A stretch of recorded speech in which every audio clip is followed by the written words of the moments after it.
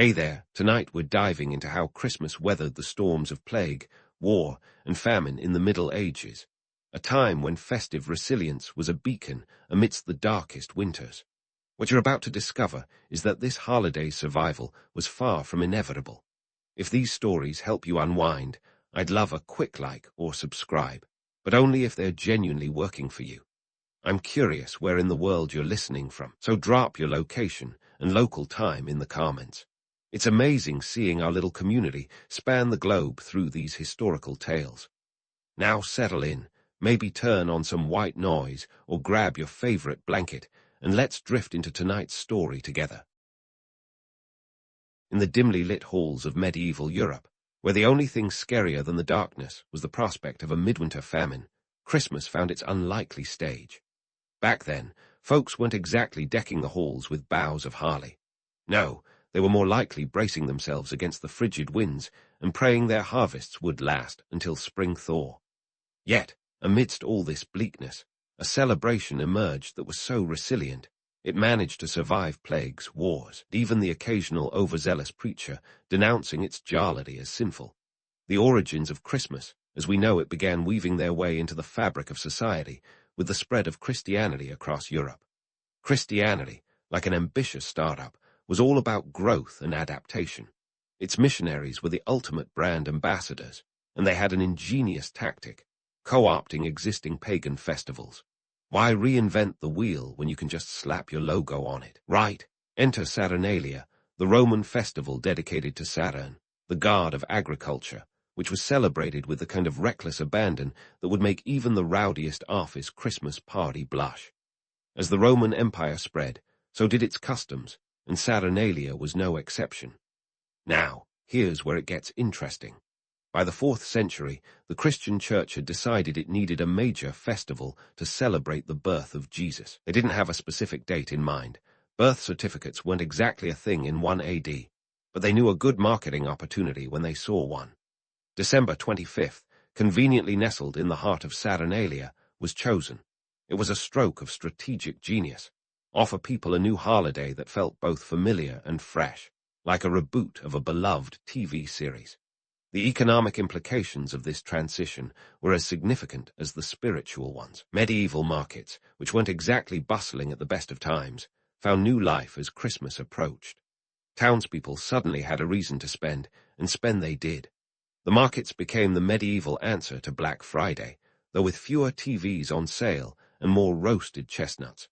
This influx of commerce was a boon for local economies, providing a much-needed boost during the otherwise bleak winter months. Artisans and traders could count on a flurry of activity as people sought out gifts and festive foods, making Christmas a vital part of the economic cycle. But let's not get too carried away with the romance of it all. The reality was that the survival of Christmas was as much about practical needs as it was about spiritual ones. With the church's endorsement, Christmas became a time when the community rallied together, sharing what little they had. It was less about extravagant feasting and more about ensuring everyone made it through the winter. The medieval version of holiday cheer was essentially communal survival wrapped in a cloak of piety and goodwill. All this co-opting of pagan traditions wasn't without its critics, of course. There were those who grumbled that the church was mixing sacred with secular in a way that would make modern-day purists shudder. But let's face it, if you were a medieval peasant slogging through another harsh December, you likely didn't care where the party came from, only that it came at all. And so, Christmas dug its roots deep into the frosty soil of Europe, thriving amidst adversity with a little help from its old friend, Saturnalia. In this way, Christmas was less a singular event and more a cultural tapestry, woven with threads of ancient customs, religious significance, and economic necessity. Its ability to adapt and endure through the Middle Ages was nothing short of remarkable, setting the stage for the rich, albeit occasionally chaotic, celebrations that would follow. As the centuries rolled on, Christmas would continue to transform, but its medieval genesis remained a testament to the power of tradition and innovation working hand in hand. As the centuries rolled on, Christmas would continue to transform, but its medieval genesis remained a testament to the power of tradition and innovation working hand in hand. Into the 14th century, a time so bleak It makes Game of Thrones look like a cheerful sitcom. The Black Death didn't just knock on Europe's door. It kicked it in and wiped its boots on the welcome mat.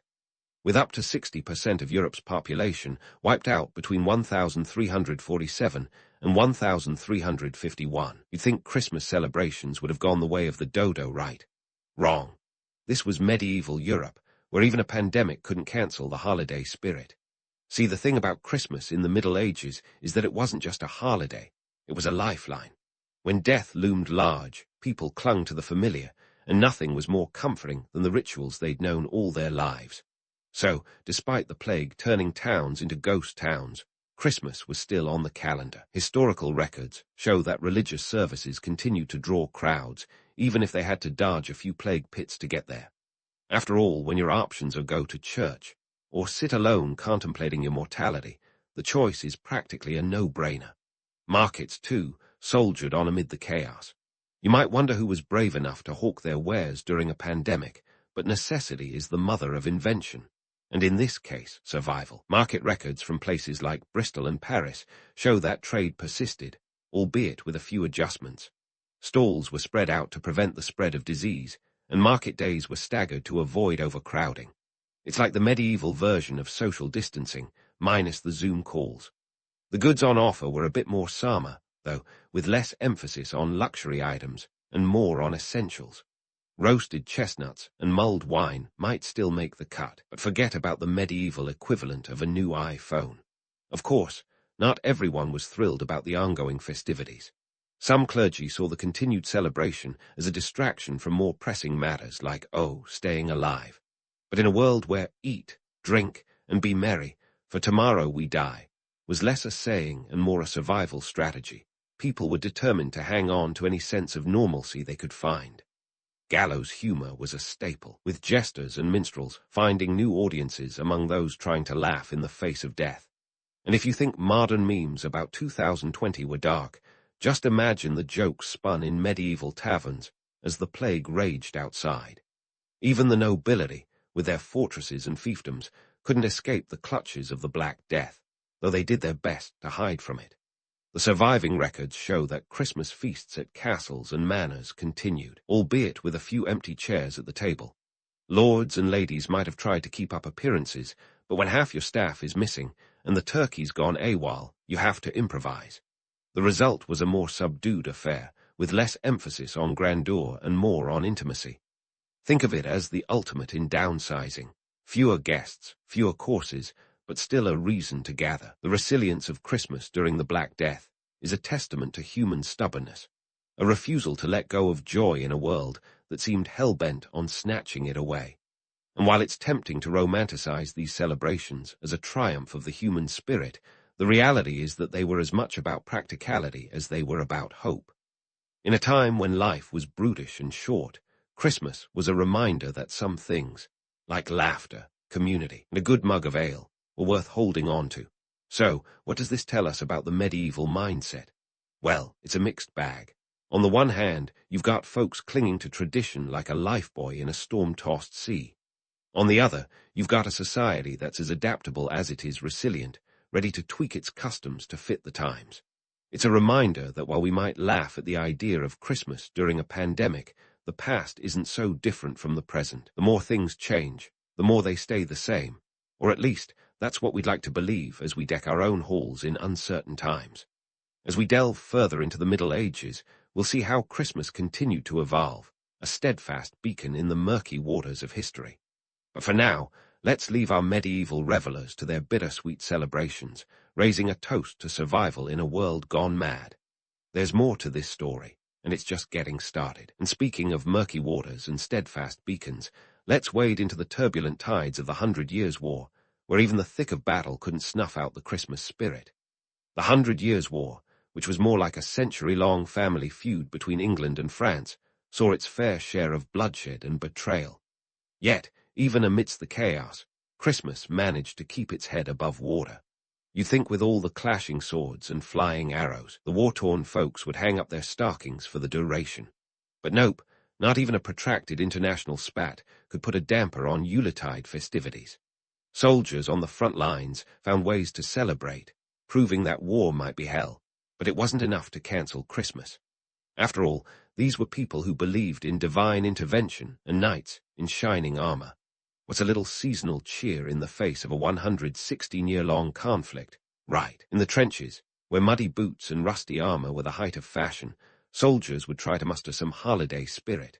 Letters home reveal how soldiers cobbled together makeshift feasts with whatever they could scrounge up. One letter from an English soldier named John, written in 1421, paints a vivid picture. We made merry with bread and cheese and a flask of wine, and sang carols till the dawn, though the French were but a stone's throw away. It's a bit like trying to throw a New Year's party in a parking lot with a cooler of beer and a Bluetooth speaker. But hey, it's the thought that counts.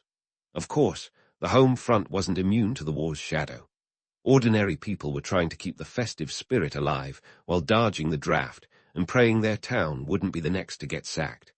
Christmas markets soldiered on, adapting to the times by selling more practical gifts. Forget the fancy trinkets.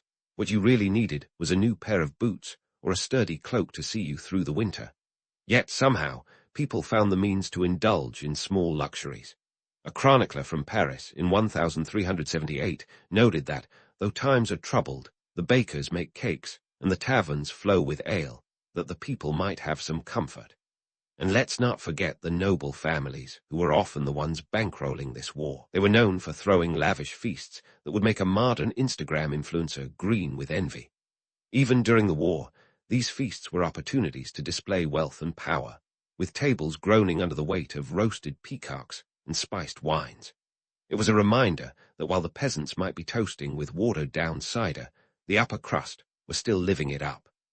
As one French lord put it in a letter to his brother in 1435, "If I must die in this conflict, let it be with a full belly and a merry heart."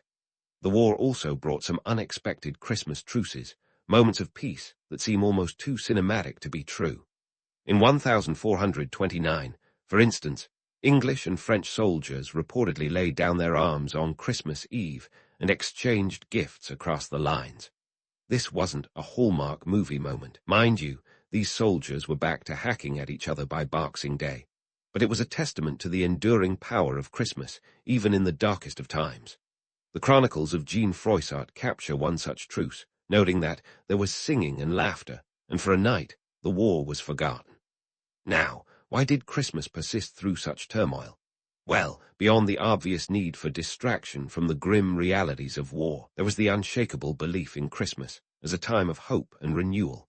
The medieval mindset was steeped in religious symbolism, and Christmas represented the light in the darkness, a literal and metaphorical beacon. It was a time to remember that, despite the chaos, there was still good in the world.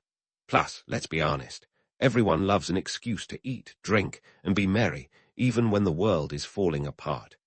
Back home, families held on to their traditions, even if they had to adapt them to wartime conditions. A Christmas goose might be replaced by a humble chicken, and the decorations might be more sparse, but the spirit was the same. Communities would gather in churches for midnight mass, finding solace in the shared rituals. As one contemporary chronicler observed, in these troubled times, we come together to celebrate, that we might forget our woes for a while. So, what does this say about the human spirit? It tells us that even in the face of relentless conflict, people will find ways to preserve their humanity. They'll gather around a candlelit table, exchange gifts, and sing songs, if only to remember that they're not alone. And perhaps, in these small acts of defiance against the darkness, they found the strength to carry on. After all, when the world is hell-bent on tearing itself apart, a little Christmas cheer goes a long way. As we move through the Middle Ages and beyond, we'll continue to see how Christmas evolves, reflecting the changing tides of history. But for now, let's leave our medieval revelers to their wartime festivities, a testament to the enduring power of tradition and hope. There's more to uncover in this saga, and we're just beginning to unwrap the layers. And speaking of Christmas cheer defying the odds, let's turn our attention to the less glamorous yet equally compelling story of how medieval Europe managed to keep the Yule log burning through times of famine and economic despair.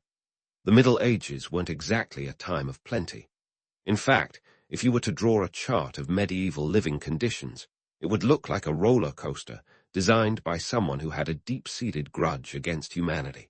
So, how did they keep the Christmas spirit alive when their bellies were as empty as a knight's promises? Well, through creativity, community, and a bit of culinary chicanery, as it turns out. Let's dive into the nitty-gritty of how these resilient folks made do. First off, let's debunk the myth of the medieval Christmas as a grand feast of endless opulence. Sure, if you were a king or a duke, you might have had a table groaning under the weight of succulent meats and exotic spices. But for the average peasant or townsman, Christmas was more about staying warm and fed than it was about indulging in a gluttonous banquet. In fact, the Christmas feast, for many, might have been little more than a slightly larger portion of their usual gruel. During the Great Famine of 1315-1317, for instance, Europe was hit with a series of crop failures that left the continent in dire straits. Record-breaking rainfall turned fields into swamps, and between 10% to 25% of the population faced starvation. Yet Christmas came like clockwork. How did people cope? Enter the art of substitution. Got no meat? No problem. They turned to the woods and fields, gathering whatever they could find. Squirrels, rabbits, and even hedgehogs ended up on the menu, and if those were scarce, root vegetables like turnips became the centerpiece of the holiday table. Bread, the staple of European diets, was a particular concern. With wheat in short supply, bakers got creative, mixing in other grains like barley, oats, or even ground acorns. It was a medieval version of gluten-free, but without the health-conscious branding. Even when times were tough, families would save up their best flour for the Christmas loaf, a symbolic gesture of hope and renewal. But it wasn't just about what you ate, it was about how you shared it. Communities often pooled their resources to ensure everyone had something to celebrate. This was a time when the concept of charity wasn't just a seasonal slogan, but a genuine lifeline. The church played a crucial role, with monasteries distributing alms and hosting communal meals. A monk's chronicle from 1340 notes how the brothers gave generously so all might partake of the Lord's bounty. In other words, Christmas was less about individual indulgence and more about collective survival. For those who could afford it, sweet treats were the epitome of luxury. Sugar, imported from the Middle East, was akin to gold dust, with prices that could make a modern-day sharper blanch. Yet, it was a must-have for holiday baking. The wealthy might have splurged on marzipan or honey cakes, but the common folks made do with dried fruits and nuts, turning them into simple yet cherished desserts. Now, about those famed medieval Christmas markets. While they sound like a winter wonderland of twinkling lights and festive stalls, the reality was a bit more, shall we say, utilitarian. These markets were as much about necessity as they were about festivity. Vendors sold essentials like firewood and salt alongside the occasional luxury item. For many, the highlight was the chance to barter for goods they otherwise couldn't afford. A surviving account from a market in Nuremberg notes that the people traded freely, for in these times, coin was scarce and barter was king. In these communities, the spirit of Christmas was all about making do with what you had and finding joy in the small things. It was about gathering around a fire, sharing stories, and perhaps indulging in a mug of ale or cider, if you were lucky. And let's not forget the power of music and dance, a raucous way to keep warm and lift spirits when the nights were long and the days were cold. Despite the hardships, Christmas remained a time for hope and resilience. It was about holding on to traditions, even as they were reshaped by necessity. As one contemporary chronicler put it, in this season we remember that though the times be hard, the light shall return. And return it did, year after year, as people clung to the promise of brighter days ahead. So, while the romantic notion of medieval Christmas as a time of unbridled feast and festivity might be appealing, the truth was far more grounded. It was a celebration of survival, community, and the indomitable human spirit. The medieval Christmas wasn't about excess, it was about endurance. And perhaps in that, there is a lesson for us all, that in times of scarcity, the greatest wealth is found in the warmth of shared company and the hope of a new year. As we leave our medieval friends to their modest yet meaningful celebrations, remember that this is only a part of the story. The evolution of Christmas is a saga that stretches far beyond the Middle Ages, and there's still more to unwrap. So, stay tuned as we venture into the next chapter of this enduring tradition, where we'll explore how Christmas continued to evolve in the face of new challenges and opportunities. Now that we've taken a deep dive into the medieval origins of Christmas and how it managed to thrive through plague, war, and famine, let's bring this story to a satisfying conclusion. Today, when we think of Christmas, it's easy to picture twinkling lights, bustling shopping centers, and the jingle of cash registers alongside bells. But the endurance of this holiday is rooted in a medieval resilience that would leave even the most determined mall Santa nodding in approval. Let's start with the commercialization of Christmas, a phenomenon as old as the holiday itself, albeit with more polished packaging these days. The seeds of commercial Christmas were sown in those medieval markets, where necessity and cheer coexisted like mismatched roommates. Fast forward to the 1800, and you'll find Charles Dickens penning A Christmas Carol in 1843, a tale that not only revived Christmas traditions, but also popularized the notion that gift-giving was an integral part of the holiday spirit. Dickens was like the 19th century Steve Jobs, marketing Christmas as an experience, not just a date on the calendar. And boy, did it sell. In fact, by the late 19th century, the holiday had morphed into a commercial juggernaut. Department stores in London and New York began to cash in on this Yuletide bonanza, transforming their windows into dazzling displays that would have made a medieval merchant's head spin. This was the era that gave us the iconic Macy's Christmas Parade, first held in 1924, complete with giant balloons and a Santa that knew how to work a crowd. It was showmanship on a scale that would have left medieval jesters in awe, and it marked the beginning of the holiday's full-blown commercialization. But behind the glitz and glamour lies a persistent thread of resilience, a trait inherited from its medieval ancestors. Take the Great Depression of the 1930s, for example. Economically, it was like the medieval famines, but with more banks and fewer nights. Yet, even in those lean times, Christmas held firm. Families embraced the tradition of handcrafted gifts and home-cooked meals, a nod to the medieval communal spirit. And let's not forget the resilience seen during wartime. During World War II, Christmas became a beacon of hope for those on the home front and battlefront alike. In 1941, White Christmas by Bing Crosby hit the airwaves, selling over 50 million copies worldwide. Its nostalgic yearning for simpler times struck a chord, much like those medieval carols sung in the shadow of the 100 Years' War. The soldiers of WW2, much like their medieval counterparts, found solace in letters and packages filled with treats from home, a testament to the enduring power of Christmas to bridge the gap between absence and presence, war and peace. Yet, it's not just about survival, it's about transformation. The holiday has been as adaptable as a chameleon, changing with the times while retaining its core essence. The Victorian era, with its emphasis on family and charity, gave us many of the traditions we recognize today: Christmas trees, cards, and crackers. It's like the holiday got a Victorian-era makeover, complete with new accessories. And let's take a moment to address the elephant, or rather, the reindeer, in the room: Santa Claus. The jolly old man in red is a mashup of various traditions, from the medieval figure of St. Nicholas to the Dutch Sinterklaas. By the time Coca-Cola got their hands on him in the 1930s, Santa had become a global icon, his image as carefully crafted as any medieval tapestry. The commercialization of Santa is a nod to the holiday's capacity to evolve, merging legend with reality in a way that keeps us reaching for our wallets and our hearts. But while the commercialization of Christmas is easy to critique, it also serves as a reminder of the holiday's ability to unite us across time and space.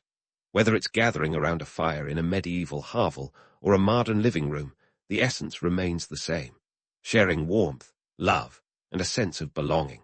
It's the embodiment of that medieval mindset that valued community and survival above all else, repackaged for a modern audience that still craves connection in an increasingly disconnected world.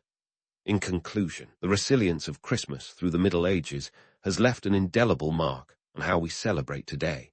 It's a holiday that's not just about surviving but thriving, adapting to each new challenge with the tenacity of a medieval peasant and the flair of a Victorian ball gown. It's a tradition that's been romanticized and commercialized, Yet it remains deeply rooted in a history of endurance and hope.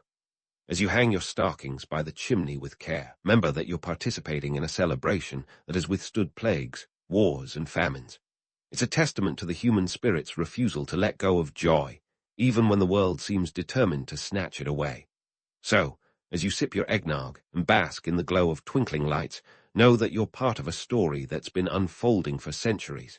A story that, much like Christmas itself, is as much about the past as it is about the present and future. And there you have it, folks. A holiday steeped in history, shaped by hardship, and celebrated with a resilience that echoes through the ages. Now, if you'll excuse me, it's time for some figgy pudding, or maybe just a nice cup of cocoa. After all, some traditions are worth keeping, even if they've had a few centuries to evolve. You're standing in the middle of a bustling Egyptian temple, not just any temple, but a living, breathing hub of ancient power dynamics.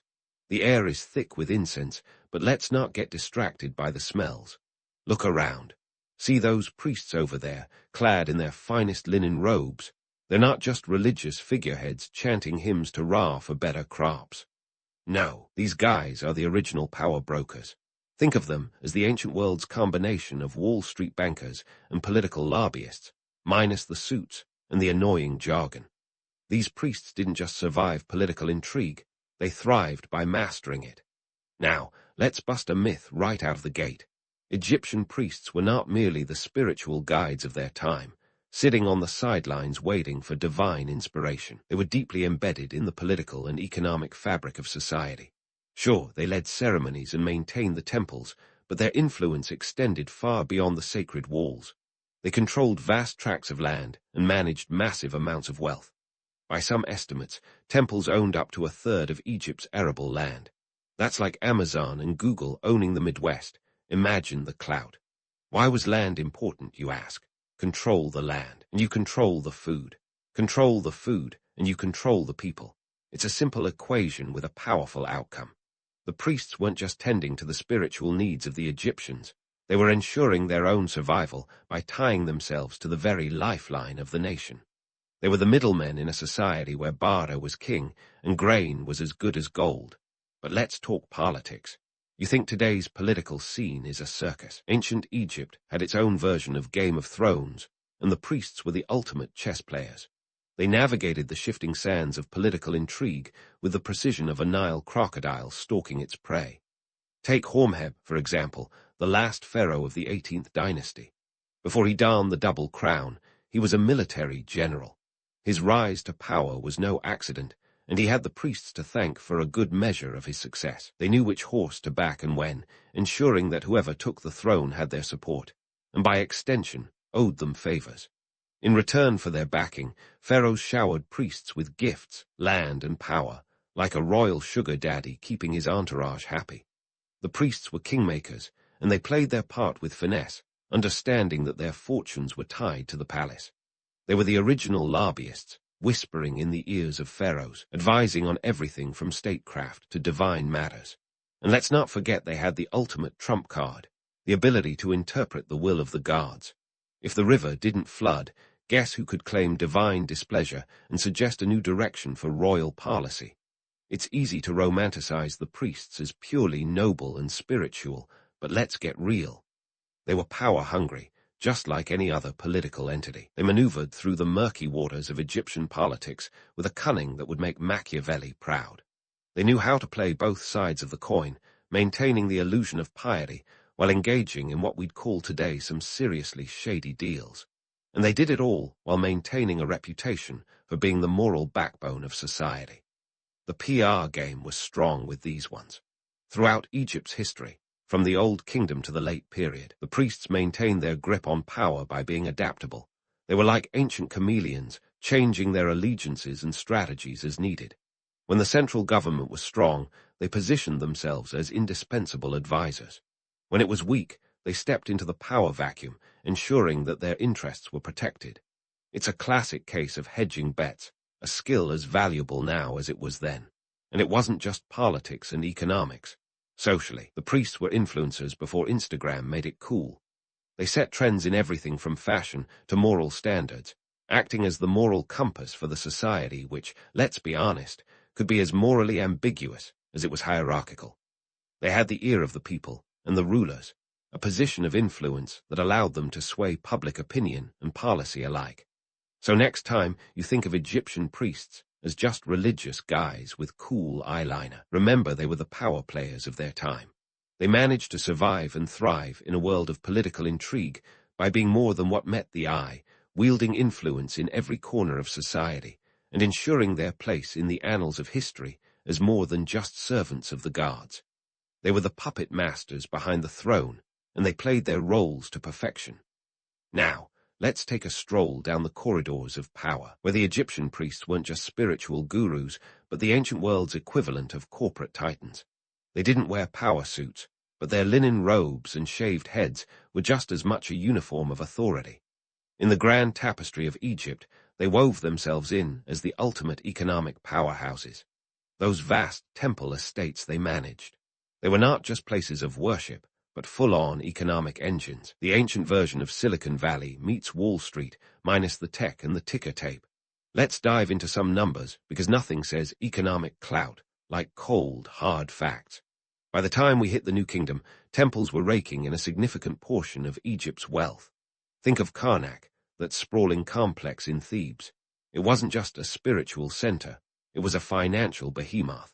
Temples like Karnak owned up to a third of Egypt's arable land, as we mentioned. But here's the kicker. These priests weren't just sitting on this land like a dragon on its hoard. They were entrepreneurs.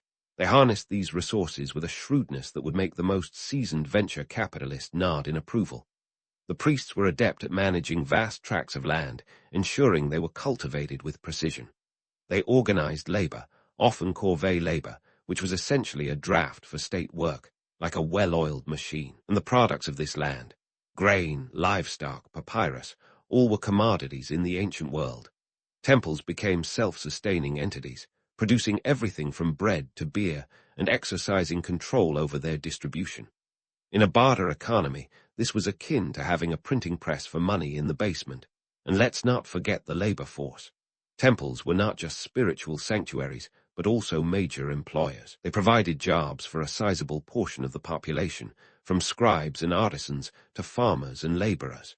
The priests were like ancient HR managers, overseeing a workforce that kept the economic gears turning. The laborers might not have had dental plans, but they did receive rations, often grain and beer, which were the staples of an Egyptian diet. So, in a way, the priests had a hand in keeping everyone both fed and employed, which is a pretty good setup for ensuring loyalty. Their influence wasn't limited to domestic affairs.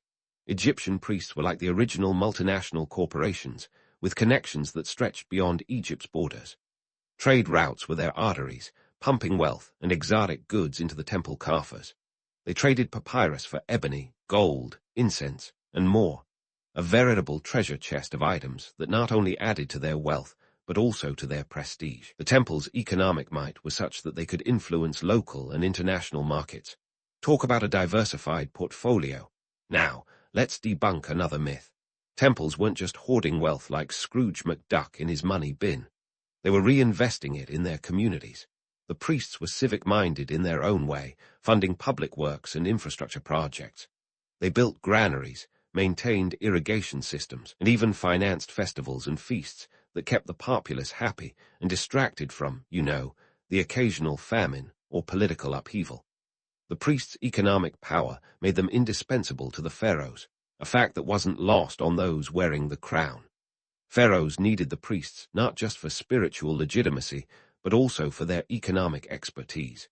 It was a symbiotic relationship, with both parties benefiting from the arrangement. The priests got protection and patronage, while the pharaohs got a steady flow of resources to fund their grand projects and military campaigns.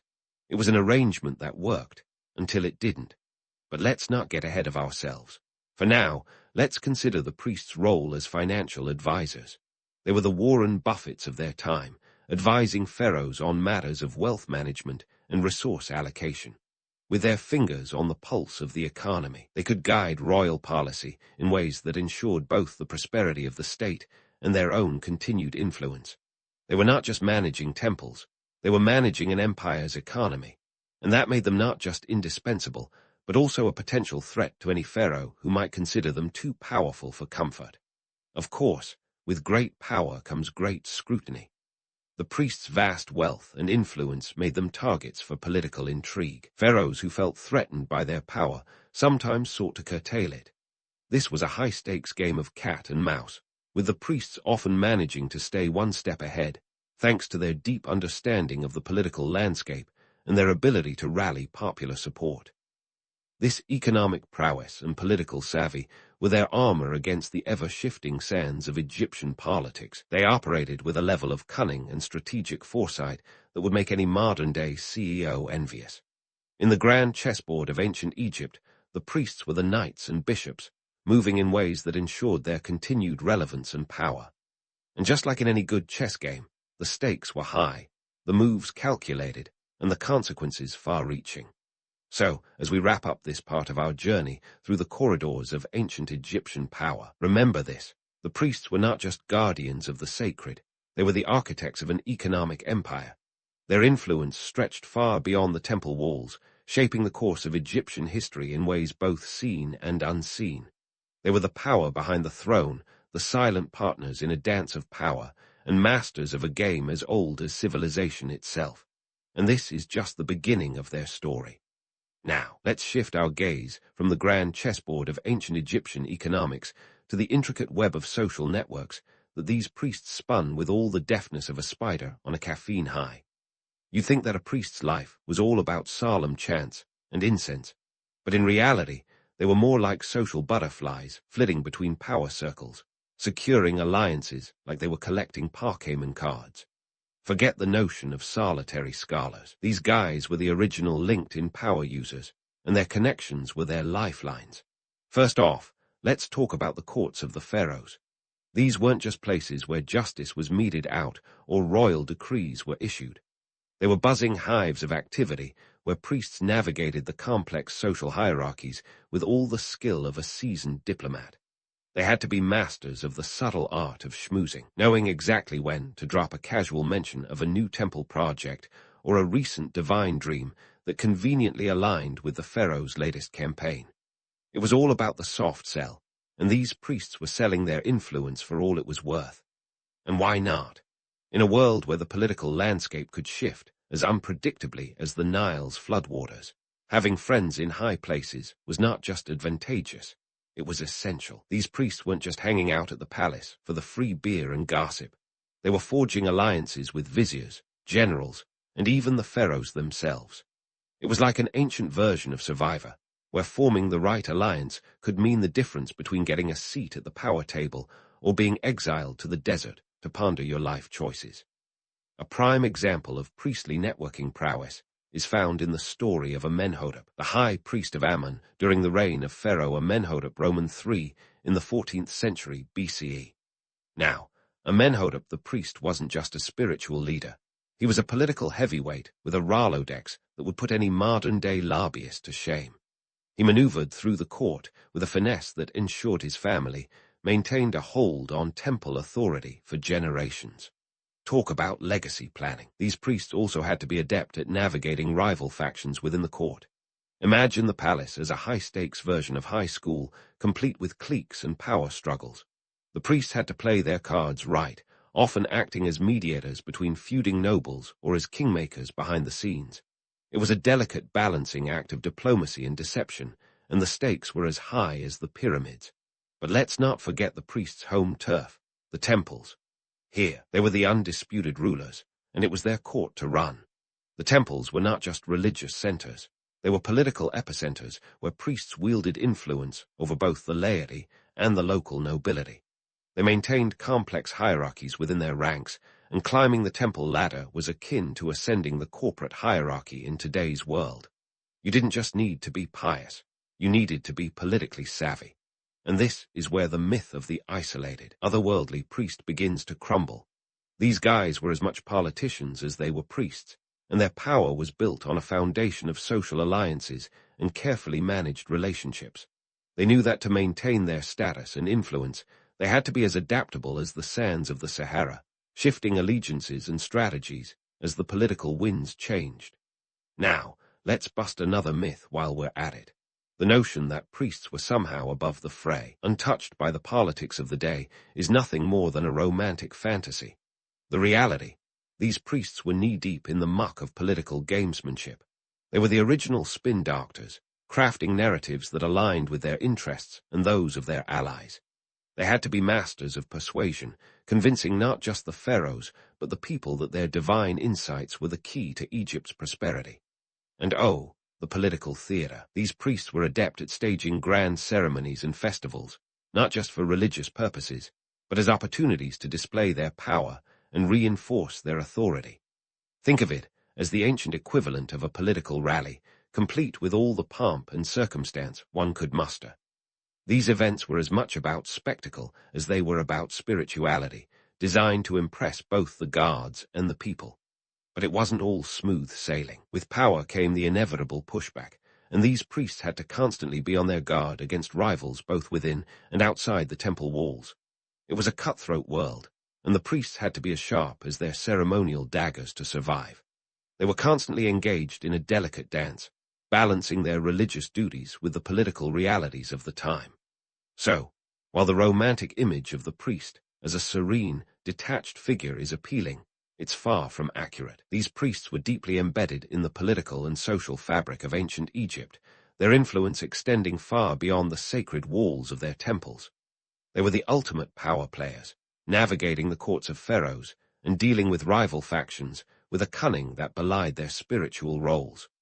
In essence, the priests of ancient Egypt were like the original Renaissance men, able to blend religion, politics, and economics into a seamless tapestry of power and influence. They were not just surviving the political intrigues of their time, they were shaping them, ensuring their place in history as more than just servants of the gods. They were the architects of their destiny, masters of a game that was as much about survival as it was about power. And as we wrap up this exploration of their social networks and alliances, remember this: the priests of ancient Egypt were not just passive participants in the story of their civilization.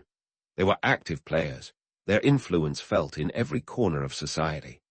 They were the movers and shakers, the ones who pulled the strings behind the scenes, ensuring their place in the annals of history as the true power behind the throne.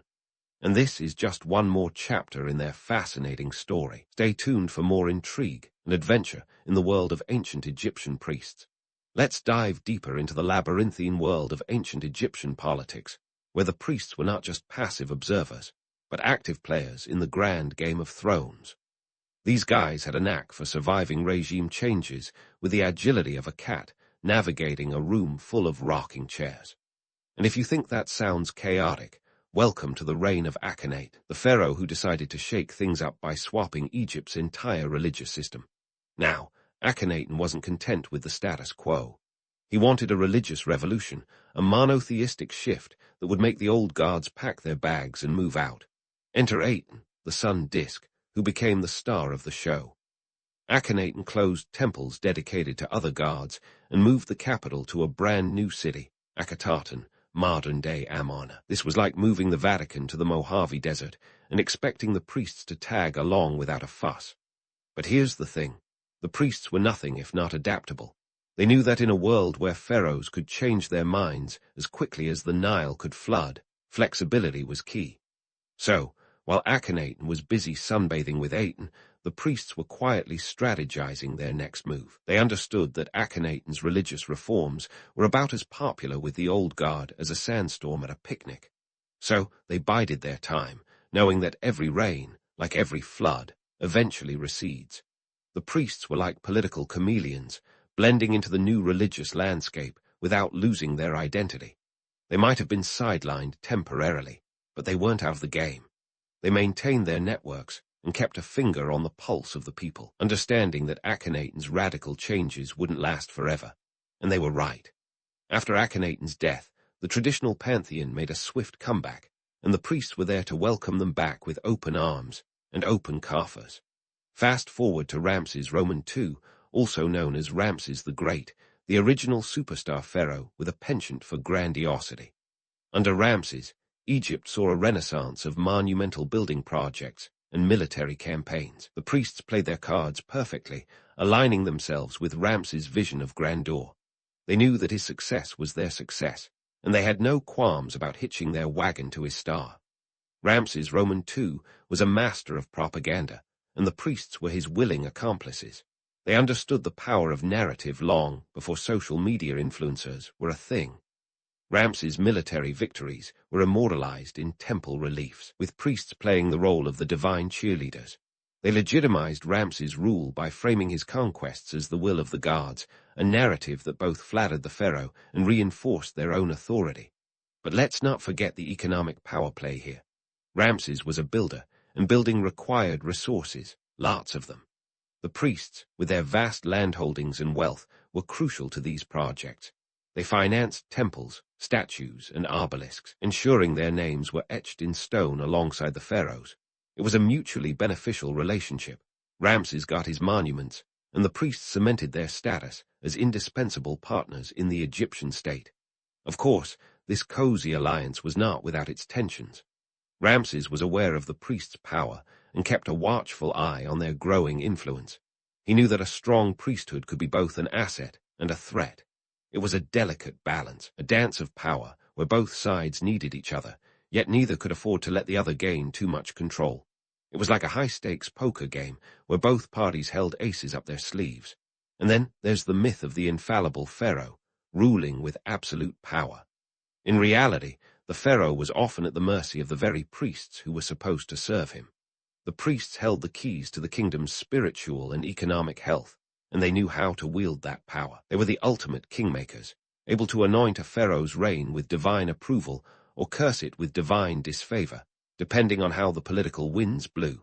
So, as we navigate the corridors of power during these tumultuous times, remember this. The priests were not just passive recipients of fate. They were active participants, shaping the narrative, influencing policy, and ensuring their survival through cunning and adaptability. They were the ultimate survivors in a world where the only constant was change. In the grand tapestry of Egyptian history, the priests were the threads that held everything together. They were the ones who ensured continuity in times of upheaval, using their religious authority to legitimize new rulers and smooth the transition of power.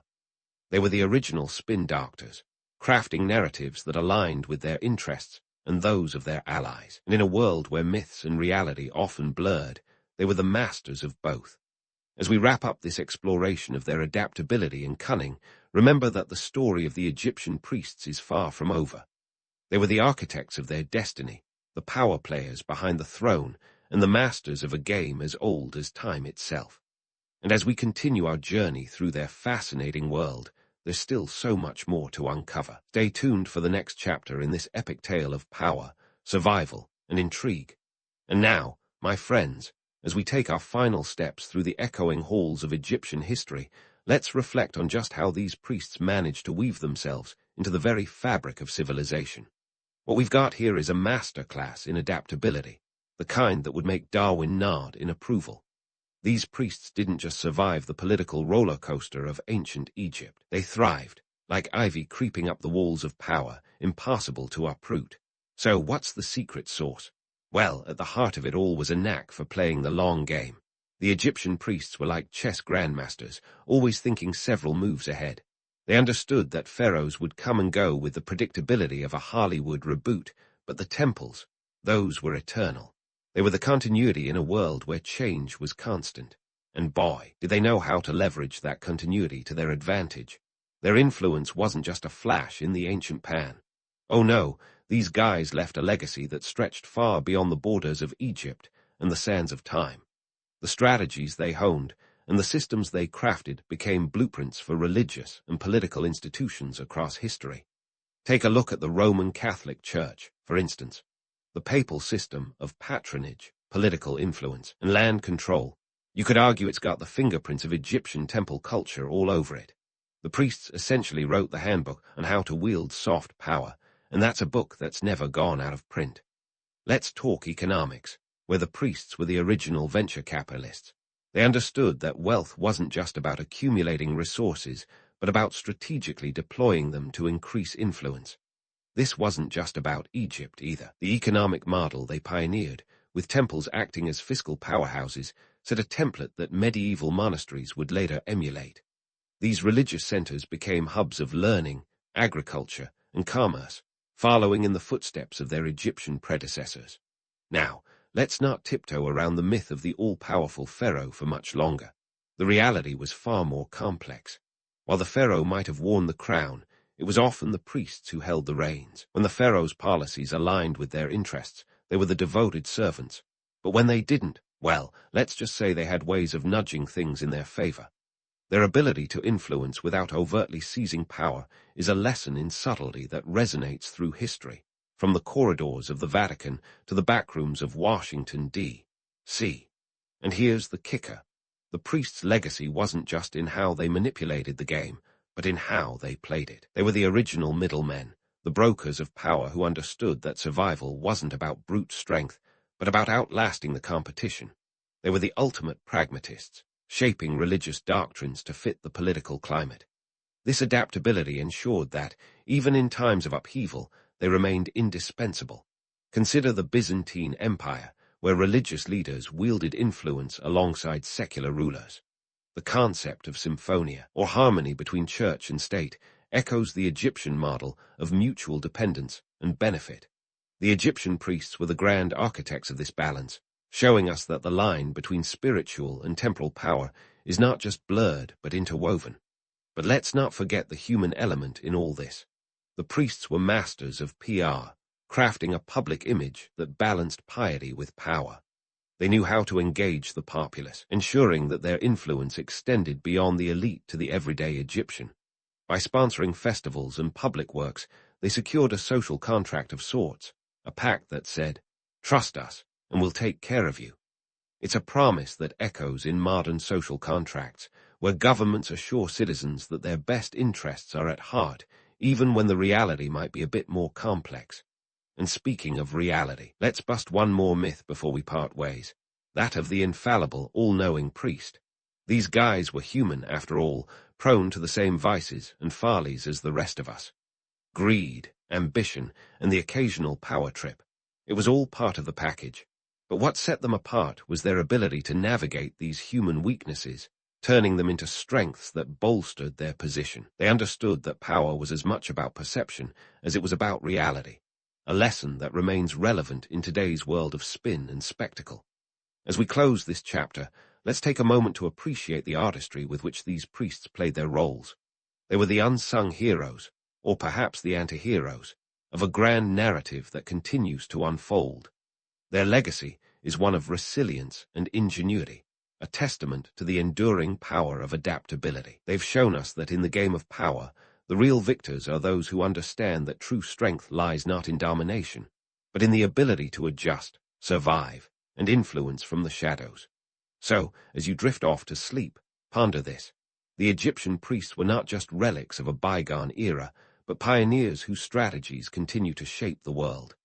They were the original power brokers, the silent architects of a legacy that transcends time. And in a world where the sands of power are forever shifting, their story is one we'd all do well to remember. Your day begins with a rude awakening to the cacophony of a medieval market town.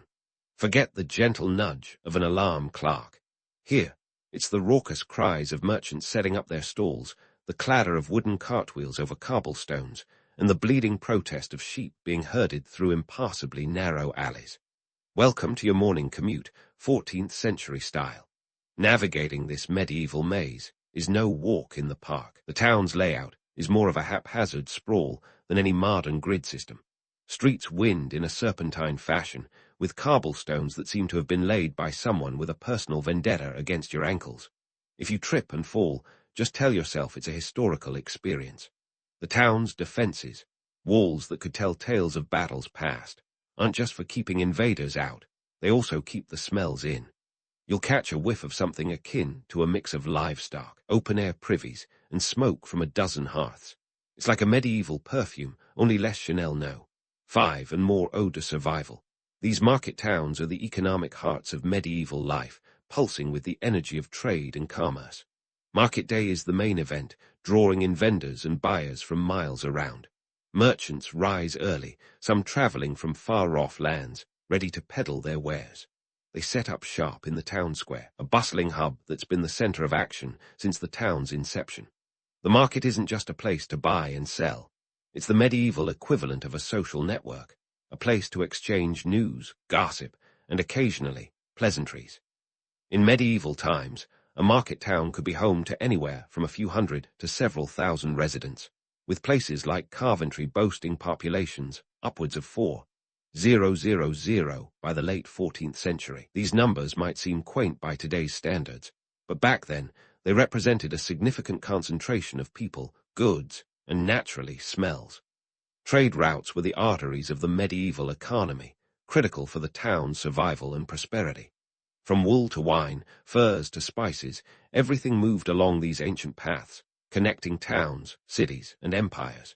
As you wend your way through the labyrinthine streets, you'll notice the architecture gives away a lot about the town's social structure. High-status merchants and guild members often occupy timber-framed houses, their jetted upper floors jutting out over the street like they're trying to get a better view of the chaos below. Meanwhile, artisans and poorer folk make do with more modest dwellings, clustered together in narrow lanes. The market itself is a sensory overload. Picture this, a cacophony of languages as traders from Flanders rub elbows with English wool merchants, while Italian spice dealers haggle over prices with local innkeepers. The diversity of goods is staggering. A pound of pepper could fetch the equivalent of several weeks' wages for a skilled laborer, while a bolt of fine cloth might be enough to secure a lucrative marriage alliance. This is the medieval version of Wall Street, where fortunes can be made or lost with the flick of a coin. But let's not romanticize this too much. This isn't the picturesque medieval fair you might imagine from movies. It's a hard-nosed, competitive arena where haggling isn't just encouraged, it's expected. Prices fluctuate with the tides of supply and demand, and every transaction is a mini-drama of its own. Don't be fooled by the quaintness of it all. These folks are as cutthroat as any modern-day stockbroker. Trade routes are the unsung heroes of this medieval story. The Silk Road, the Amber Road, and countless lesser-known paths crisscrossed Europe, Asia, and the Middle East, making global commerce a reality long before the internet was a twinkle in anyone's eye. These routes didn't just move goods, they spread ideas, cultures, and sometimes less desirable things like the plague. Ships from Venice might bring spices from the east, while English wool found its way to the cloth halls of Bruges. It's a web of connections as intricate as any digital network today. So, why does all this matter? Well, these towns and their markets were the engines of economic growth and social change. They fostered the rise of a merchant class that would eventually challenge the feudal system, paving the way for the modern world. They were the incubators of capitalism, long before anyone knew what that word meant. And in a time when most people lived and died within a few miles of their birthplace, market towns were windows to a wider world. As the morning rush reaches its peak, you can't help but be swept up in the frenetic energy of it all. Here, in the heart of the medieval market town, history isn't just something you read about. It's a living, breathing experience. And while you might think you'd last a day here, surviving this medieval madness with your modern sensibilities is another story. But hey, at least you'll have some great tales to tell once you navigate your way back to the 21st century. And now, as you plunge deeper into this medieval market, prepare to have your senses assaulted by a barrage of sights, sounds, and smells that make a rock concert seem like a serene meditation retreat. The heart of the market is a dizzying spectacle of humanity and commerce, where vendors shout their prices like auctioneers on caffeine, and the air is thick with the scent of everything from freshly baked bread to less-than-fresh fish. It's the medieval version of a shopping mall on Black Friday, minus the air conditioning and plus a lot of livestock. First up, let's talk guilds. These aren't just exclusive clubs for the medieval elite. They're the backbone of the market economy, controlling who makes, sells, and buys what. Think of them as a cross between trade unions and Facebook groups with a dash of mafia family thrown in. Guilds ensure quality control, set prices, and protect their members' interests with the fervor of a mama bear. If you want to sell bread, join the Bakers Guild. Got a flair for fashion? The Tailors Guild has got you covered. And just when you thought you could freelance your way through medieval life, nope, the guilds have other plans. Now, let's talk numbers. A skilled artisan in a guild could earn anywhere from 3 to 6 pence a day. Doesn't sound like much until you realize a loaf of bread might cost a halfpenny. Still, with the price of pepper set at an eye-watering 18 to 20 shillings per pound, it's safe to say you won't be spicing up your medieval meat pies anytime soon. Speaking of which, if you're eyeing that meat pie stand, here's a pro tip. Medieval food safety standards are about as reliable as a chocolate teapot. Hygiene was more of a suggestion than a rule. Welcome to the barter system, where your negotiation skills are put to the test. Forget the modern convenience of set price tags. Here, every purchase is a mini-drama worthy of Shakespeare. It's a world where the value of goods is as fluid as the River Thames, changing with the seasons, the weather, and the whims of the merchant. A bushel of wheat today might fetch a very different price tomorrow if a shipload suddenly arrives from France. It's a delicate dance of supply and demand, where your ability to haggle could mean the difference between a bargain and daylight robbery. The currency of the era adds another layer of complexity. You're dealing with pounds, shillings, and pence, but don't expect a neat decimal system. There are 12 pence to a shilling and 20 shillings to a pound, so keep your wits about you, and maybe a handy abacus if you're planning any major purchases. And if you think that's confusing, just wait until you're handed a purse full of clipped coins, medieval inflation control at its finest. Let's not sugarcoat the reality. Medieval markets were petri dishes of potential pandemics. With sanitation standards that could make a cesspit blush, it's no wonder diseases spread like wildfire. Forget hand sanitizer. Here, you're more likely to encounter a rat than a clean handkerchief. The romantic image of medieval life often glosses over these less than glamorous details. Sure, the idea of bartering for a beautifully crafted piece of pottery sounds quaint until you realize that same pottery could be harboring the remnants of last week's stew. Despite the chaos, there's an undeniable charm to this medieval market madness. The clashing of cultures, the vibrant tapestry of goods, the sheer energy of it all, it's intoxicating. But behind the romantic facade lies a harsh reality. This is survival of the fittest, with a side of economic Darwinism. The market is a battleground where fortunes are won and lost, where a single deal can make or break a merchant's reputation. So, would you last a day in a medieval market town? Armed with your modern sensibilities, probably not. But as you navigate this whirlwind of haggling vendors and dizzying goods, it's hard not to be swept up in the sheer vibrancy of it all. Just remember to keep one eye on your purse and the other on the nearest exit. You never know when you might need a quick escape from the medieval madness. But before you make that dash for the exit, let's take a closer look at the characters populating this medieval marketplace. It's a veritable who's who of society, with each stall and shopfront acting as a stage for the daily drama of life in the Middle Ages. Step right up to meet the blacksmith, hammering away with the kind of vigor that makes your morning workout look like a light stretch. This isn't just any laborer. The blacksmith is a key player, crafting everything from horseshoes to weapons and earning a solid reputation and a decent income, often between 4 to 6 pence a day. Next, we have the fishmonger, whose domain is a pungent corner of the market you could probably find with your eyes closed. The fishmonger's life isn't glamorous, but it's vital, feeding the town's appetite with fresh catches from the nearby river, or, if they're lucky, from the sea. And let's not forget the butcher, a man whose knife skills are unmatched, and who probably knows more about anatomy than your average medieval doctor. You'll also bump into the baker, up before dawn to knead dough and stoke the ovens. Bread is the medieval staple, a daily necessity that keeps the market and the townsfolk bustling with life. The Bakers' Guild keeps a close eye on him, ensuring he doesn't skimp on quality. Bread costs about a halfpenny for a loaf, but a shortage of grain can drive prices up faster than you can say, let them eat cake. Now, let's talk about the social ladder, which medieval folks take very seriously. It's not a simple three-rung affair. Oh no, it's more like a rickety, creaky contraption with enough ranks and titles to make your head spin. At the bottom, you've got the peasants, who might not even make it to market day because they're too busy tending fields for the local lord. Then there are the artisans and tradesmen, like our hard-working blacksmith and baker, who sit snugly in the middle of the social spectrum. Above them, we find the merchants, those savvy business types who can make or break a deal with a single handshake. They're the rising stars of the medieval world, with some amassing fortunes that rival the lower nobility.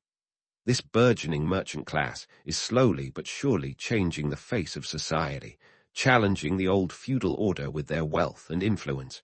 And then there's the nobility, who stroll through the market like they own the place, because quite literally, they often do. These lords and ladies are less interested in haggling over the price of wool and more concerned with collecting taxes and maintaining their estates. They're the medieval version of venture capitalists, investing in land and people rather than startups and tech. But let's not forget the church, an ever-present force in medieval life. The local priest might be wandering through the crowd, reminding everyone of their spiritual duties, while the abbey up the road holds vast tracts of land and wields significant economic power. The church stands as both a moral compass and a major player in the market, with some monks involved in trade, particularly in lucrative goods like wool. Now, if you think the market is a free-for-all, think again. There's a legal system in place to keep things in check, or at least try to. Market regulations govern everything from weights and measures to the quality of goods sold. But enforcement is another story. It's as crooked as a medieval street, with officials sometimes turning a blind eye for the right price.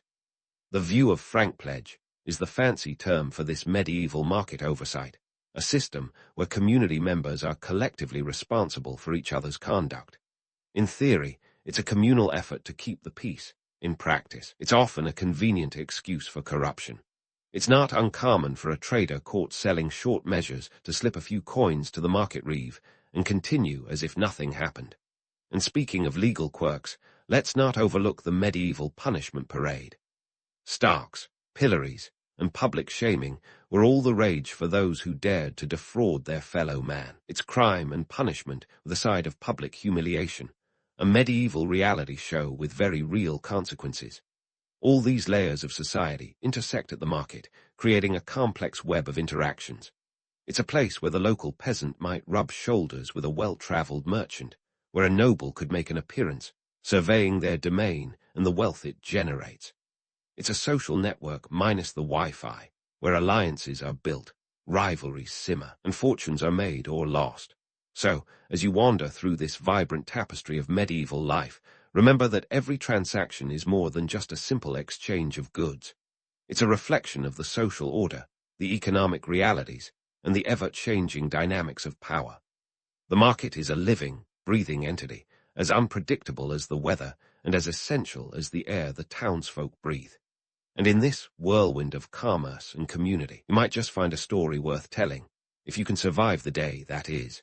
And as the shadows lengthen and the pace of the market begins to slow, you might think that medieval life is winding down for the day. Well, hold onto your horsehair hat, because you're in for a surprise. When the workday wraps up, the townsfolk don't just retreat to their homes to brood over their meager incomes. No, they flock to the streets for some much-needed distraction. Welcome to the medieval version of Netflix and chill, minus the Netflix, and with a lot more juggling. Let's start with street performers, the medieval equivalent of YouTube influencers. These folks are out to entertain and maybe earn a few coins in the process. You'll spot jugglers deftly tossing whatever's handy, balls, knives, flaming torches, and acrobats twisting themselves into shapes that would make a yoga instructor wince. It's a spectacle that draws a crowd, where laughter is as valuable as the pennies tossed their way. Now, if you're feeling a bit more cultured, and let's face it, after a day of sensory overload at the market, who wouldn't be, you might head over to catch a mystery play. These theatrical performances, often sponsored by the church or local guilds, reenact biblical stories with as much flair as the budget allows. Think of them as a mix between Sunday school and community theater, with costumes that rival the creativity of a DIY Halloween contest. Mystery plays are the medieval way to combine entertainment with a hefty dose of moral instruction, all under the watchful eye of the clergy. Ah yes, the church. Its influence is as inescapable as the smell of fresh manure in the streets. The church doesn't just hold sway over spiritual matters. It's a major player in the social and economic life of the town. Sundays are strictly for worship, and market activities are paused for obligatory mass attendance. Moral and ethical codes are imposed with the subtlety of a sledgehammer, affecting everything from what you can buy to whom you can marry. The church's influence doesn't stop there. It's actively involved in controlling the moral compass of the community. Any form of entertainment that might stir up passions or lead people astray, dancing, gambling, or anything too worldly, is frowned upon. The church is the medieval version of Big Brother, watching and occasionally stepping in to remind townsfolk of their spiritual duties. But while the church is busy being the moral police, let's take a detour into the realm of chivalry. Ah, chivalry. The word itself conjures images of gallant knights and courtly love. Yet, the reality is a little less poetic and a lot more pragmatic. Knights are less concerned with rescuing damsels and more focused on land acquisition and the brutal business of warfare. The code of chivalry, much romanticized, is often a thin veneer over the harsh realities of medieval politics and power struggles. Contrary to the Hollywood image of knights as paragons of virtue, many are more like medieval CEOs, strategizing to expand their influence and wealth. Chivalry is as much about maintaining social order as it is about noble deeds. The tournament, a form of medieval entertainment and a means to display martial prowess, serves as a reminder. It's a high-stakes game where knights compete not just for glory, but for real, tangible rewards, land, titles, and alliances. But let's not get too caught up in the myths without addressing the hard truths of medieval justice. Forget about getting a fair trial by a jury of your peers. In this era, justice is swift, often brutal and public. If you're caught committing a crime, you might end up in the stocks or worse. Public executions are not only a deterrent, but a form of grim entertainment for the masses. It's a spectacle that combines morality, punishment, and, dare I say, a touch of medieval flair. The justice system is a patchwork of local customs, feudal laws, and the church's influence. Trials by ordeal, where guilt or innocence is determined by surviving dangerous and painful tests, are disturbingly common. It's a system where divine intervention is believed to reveal the truth, but let's be honest, it's more about survival of the luckiest than anything else. But hey, don't let these grim realities put you off. There's a strange allure to the chaos of medieval life, a vibrancy that's hard to resist. The market town, with its mix of commerce, culture, and controversy, is a microcosm of medieval society.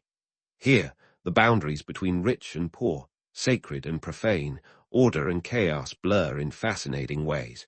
So as the sun sets on this medieval market town, illuminating the cobblestone streets with a golden hue, you're left with a tapestry of impressions. The clamor of the market, the spectacle of the street performers, the solemnity of the church, all weave together to create a vivid picture of life in the Middle Ages. It's a world where entertainment, spirituality, and justice collide, shaping the lives of the townsfolk in ways both profound and mundane. And while you might not last a day here with your modern sensibilities intact, you'd certainly leave with stories worth telling, if only you could get a Wi-Fi signal to post about it. And so, as the sun kisses the horizon goodbye and the last of the market vendors pack up their wares, it's time to reflect on the whirlwind that is a day in a medieval market town. Let's be honest, surviving this long without modern conveniences is a feat worthy of its own medieval ballad. You've traversed the cobblestoned chaos, navigated the labyrinthine alleys, and possibly avoided a rat or two. Truly a Herculean effort. But as the town settles into the twilight, let's peel back the layers of this medieval tapestry. Market towns were the heartbeat of medieval society, yet they were far from the idyllic hamlets often romanticized in fairy tales. Sure, there's a certain charm to the idea of merchants peddling exotic wares and guilds bustling with activity, but let's not kid ourselves. Medieval towns were as much about dodging the latest outbreak of the plague as they were about buying the freshest fish. The reality, life in these towns, was a delicate dance between opportunity and peril. Take the economic engine that is the market itself. Medieval market towns were pioneering hubs of trade long before the advent of the modern economy. They laid the groundwork for what we understand today as urban planning and commerce, even if their sanitation standards were more Middle Ages than middle class. By the 14th century, towns like Bruges in Belgium were international trade centers with their own stock exchanges, proving that capitalism has been around longer than your grandma's antique tea set. These towns were microcosms of the burgeoning economy, pulsating with the rhythms of supply and demand. Yet, the market wasn't just about goods, it was about power. The rise of the merchant class in these towns began to shift the medieval social order. making the nobility sweat more than a knight in chainmail during a midsummer joust. And let's not forget urban planning, or the lack thereof. The haphazard sprawl of medieval towns wasn't exactly the blueprint for your modern city grid, but it did foster a certain resilience in its inhabitants. Narrow, winding streets forced a sense of community, even if it was just to share a bar of soap during the rare occasion of a bath. These towns were the blueprints for modern urban life, albeit with more manure and fewer zoning laws. They were places where one could rise from rags to riches, or just as easily, rags to rags, depending on the capricious tides of fortune and pestilence. Now, let's bust a myth or two. The romantic notion of medieval towns as quaint and charming overlooks the ever-present harsh realities.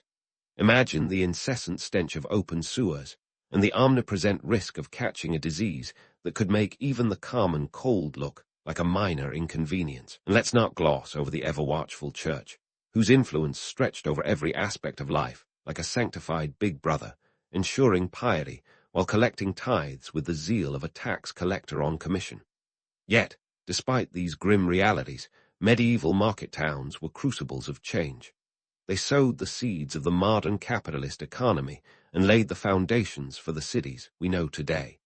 These towns were the incubators of innovation, birthplace of the middle class, a class that would go on to challenge the entrenched feudal system and eventually spark the flames of the Renaissance. So, while they might not have been the fairy tale towns of legend, their legacy is as real as the cobblestones that bruised many a medieval ankle. And here's where we step back into the comfort of our modern lives with a sigh of relief. We might romanticize the idea of simpler times, but after a day in a medieval market town, you're likely yearning for the sweet embrace of Wi-Fi and a hot shower. Not to mention the miracle of modern medicine that can cure more than a leech ever could. The next time you grumble about traffic or long lines at the grocery store, just remember, you could be haggling over the price of bread while trying not to step in something unsavory. In some, medieval market towns were gritty and grimy, yet vibrant and vital. They were places of possibility and peril, where the line between prosperity and poverty was as thin as a merchant's patience. They were the crucibles where medieval life was forged, and their impact stretches far beyond the fetid alleyways and bustling stalls. So, as you bid farewell to the medieval madness, take a moment to appreciate the modern conveniences we often take for granted. Because, let's face it, while a day in a medieval market town might make for a great story, it's one best told from the comfort of your couch, preferably with a good glass of wine that didn't come from a questionable barrel. Your eyes flutter open to the soft glow of dawn, and you're greeted by the earthy aroma of a world long past. Welcome to an ancient Indian village, where the air hums with the promise of vibrant textiles and bustling commerce. It's a day like any other in this historical hotspot, but for you, it's an opportunity to dive straight into the kaleidoscopic tapestry of India's textile production. As you stretch, the geography of the land unfolds before you like a well-worn map, revealing why India became a textile titan. The subcontinent is a climate cocktail of monsoons and sunbeams, concocted to perfection for growing cotton and silk. Cotton loves nothing more than the loamy soils and the tantalizing teas of rain, while silk revels in the mulberry trees dotting the landscape like jewels. It's no wonder India was a textile bigwig before the word bigwig even existed. We're talking about the Indus Valley civilization, those savvy textile pioneers who, over 4,000 years ago, were already weaving their way into history. The city of Harappa, with its grid-like streets and advanced drainage systems, wasn't just a marvel of urban planning. It was a hub of textile innovation. These folks were the Steve Jobs of the ancient world, minus the turtlenecks. They mastered the art of spinning and weaving long before others caught on, creating fabrics that were not only functional, but also fashionably ahead of their time. As the morning sun casts its golden light, you find yourself at the heart of this bustling village. The air is thick with the rhythmic clack of looms and the gentle whir of spinning wheels. It's here that the magic of textile production begins, with fibers transforming into threads and threads into cloth. You might think it's just a bunch of people hunched over looms, but don't be fooled. What you're witnessing is an orchestrated dance of skill and patience, a craft that requires an artist's touch and an engineer's precision. You join the spinners, who are like the DJs of the textile world, spinning raw cotton into thread with the finesse of a maestro. The spinning wheel, or charka, is their instrument of choice.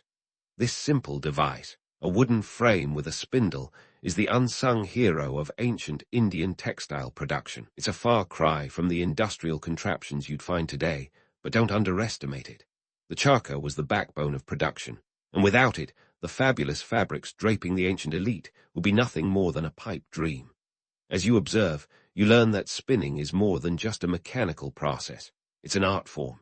The spinners twist the fibers with a practiced hand, coaxing them into a thread that is both strong and supple. In the world of textiles, strength and beauty are not mutually exclusive. The threads they produce are the foundation upon which India's textile legacy is built, and every twist and turn is a testament to their skill. But let's not romanticize too much. While spinning and weaving may sound idyllic, it's hard work. The average spinner in ancient India didn't enjoy ergonomic seating or air conditioning.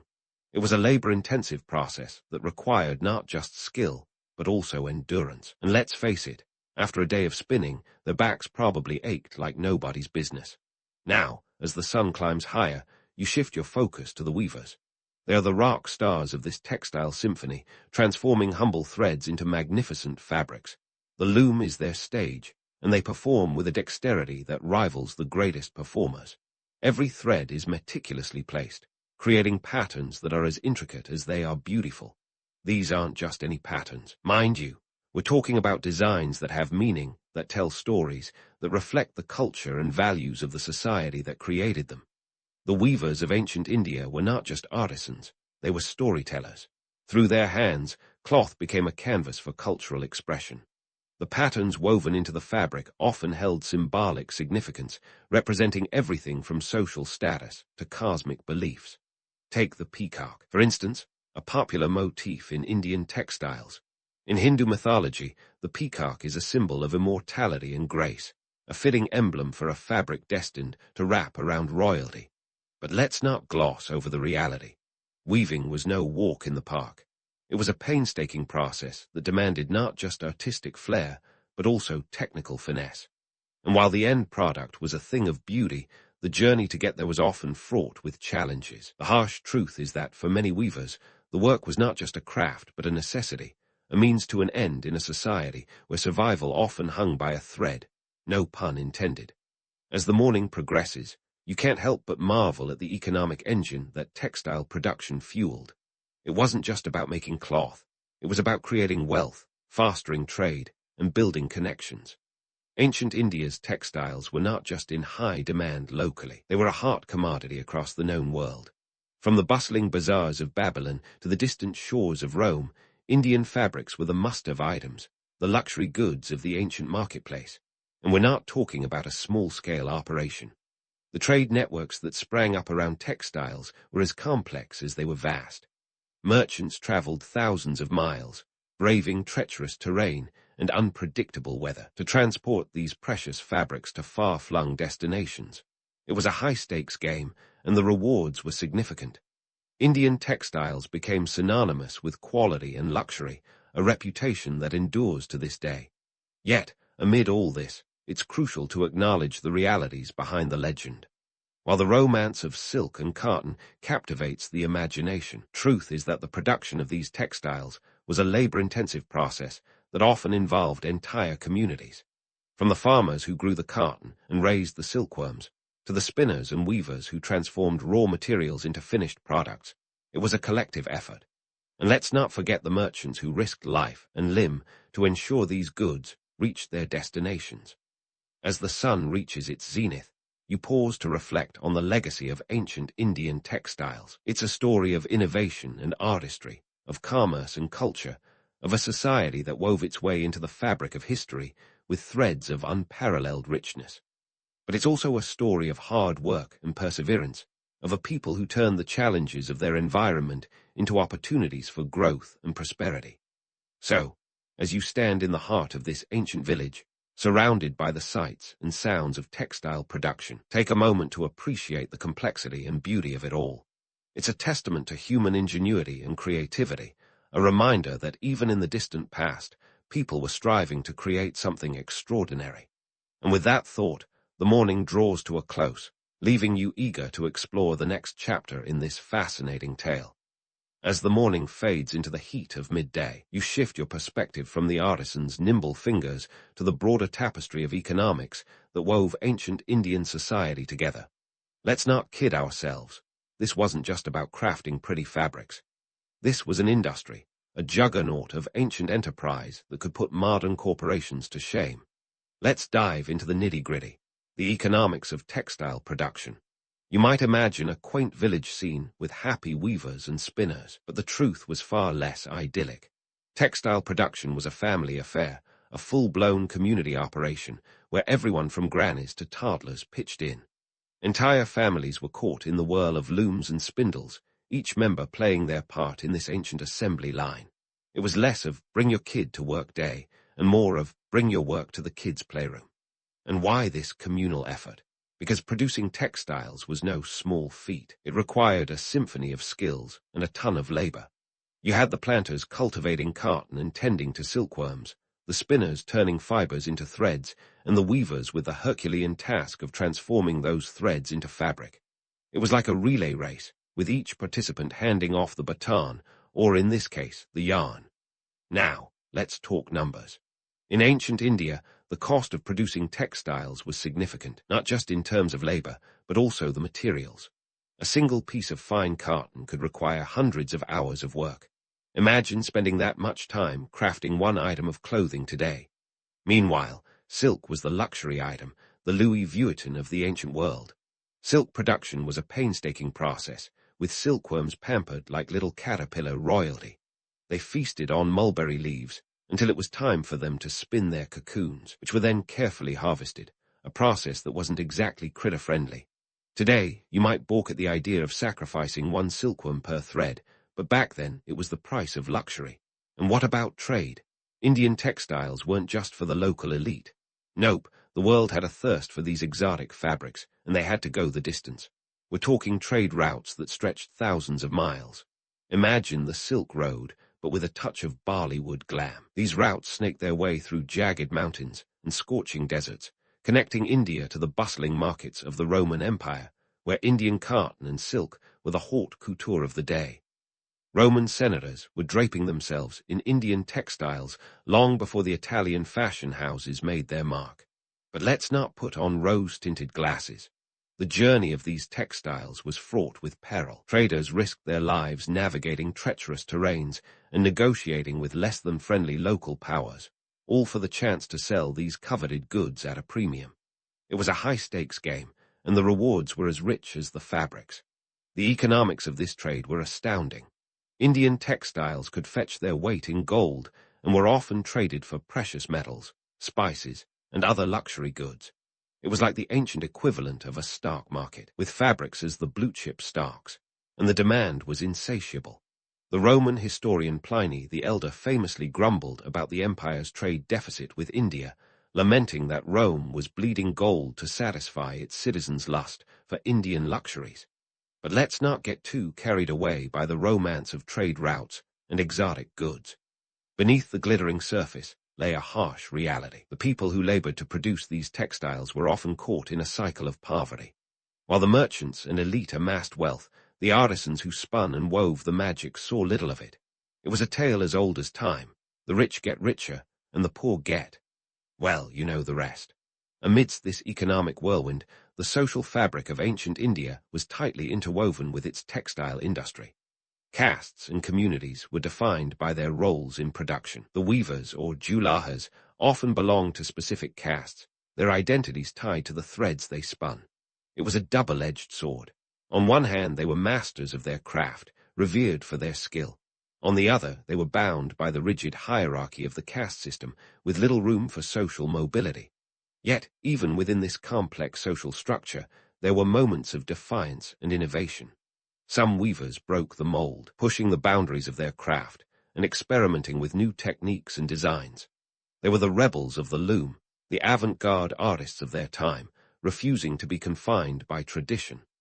As you reflect on this intricate web of labor, economics, and society, it's clear that ancient India's textile industry was more than just a means of production. It was a cultural powerhouse, a catalyst for trade and exchange, and a testament to human ingenuity. But it was also a mirror reflecting the inequalities and challenges of the time, a reminder that even the most beautiful creations often have a shadowy side. With the sun now high in the sky, you ponder the legacy of these textile titans. Their story is one of resilience and resourcefulness, a reminder that the threads of history are woven with both triumph and toil. And as you prepare to delve deeper into this saga, you can't help but wonder what other secrets this ancient industry holds. Stay tuned, because the journey is far from over. As the afternoon sun dips ever so slightly, casting a warm glow over the village, it's time to peel back the layers of ancient Indian textiles and uncover the cultural and social tapestry they wove.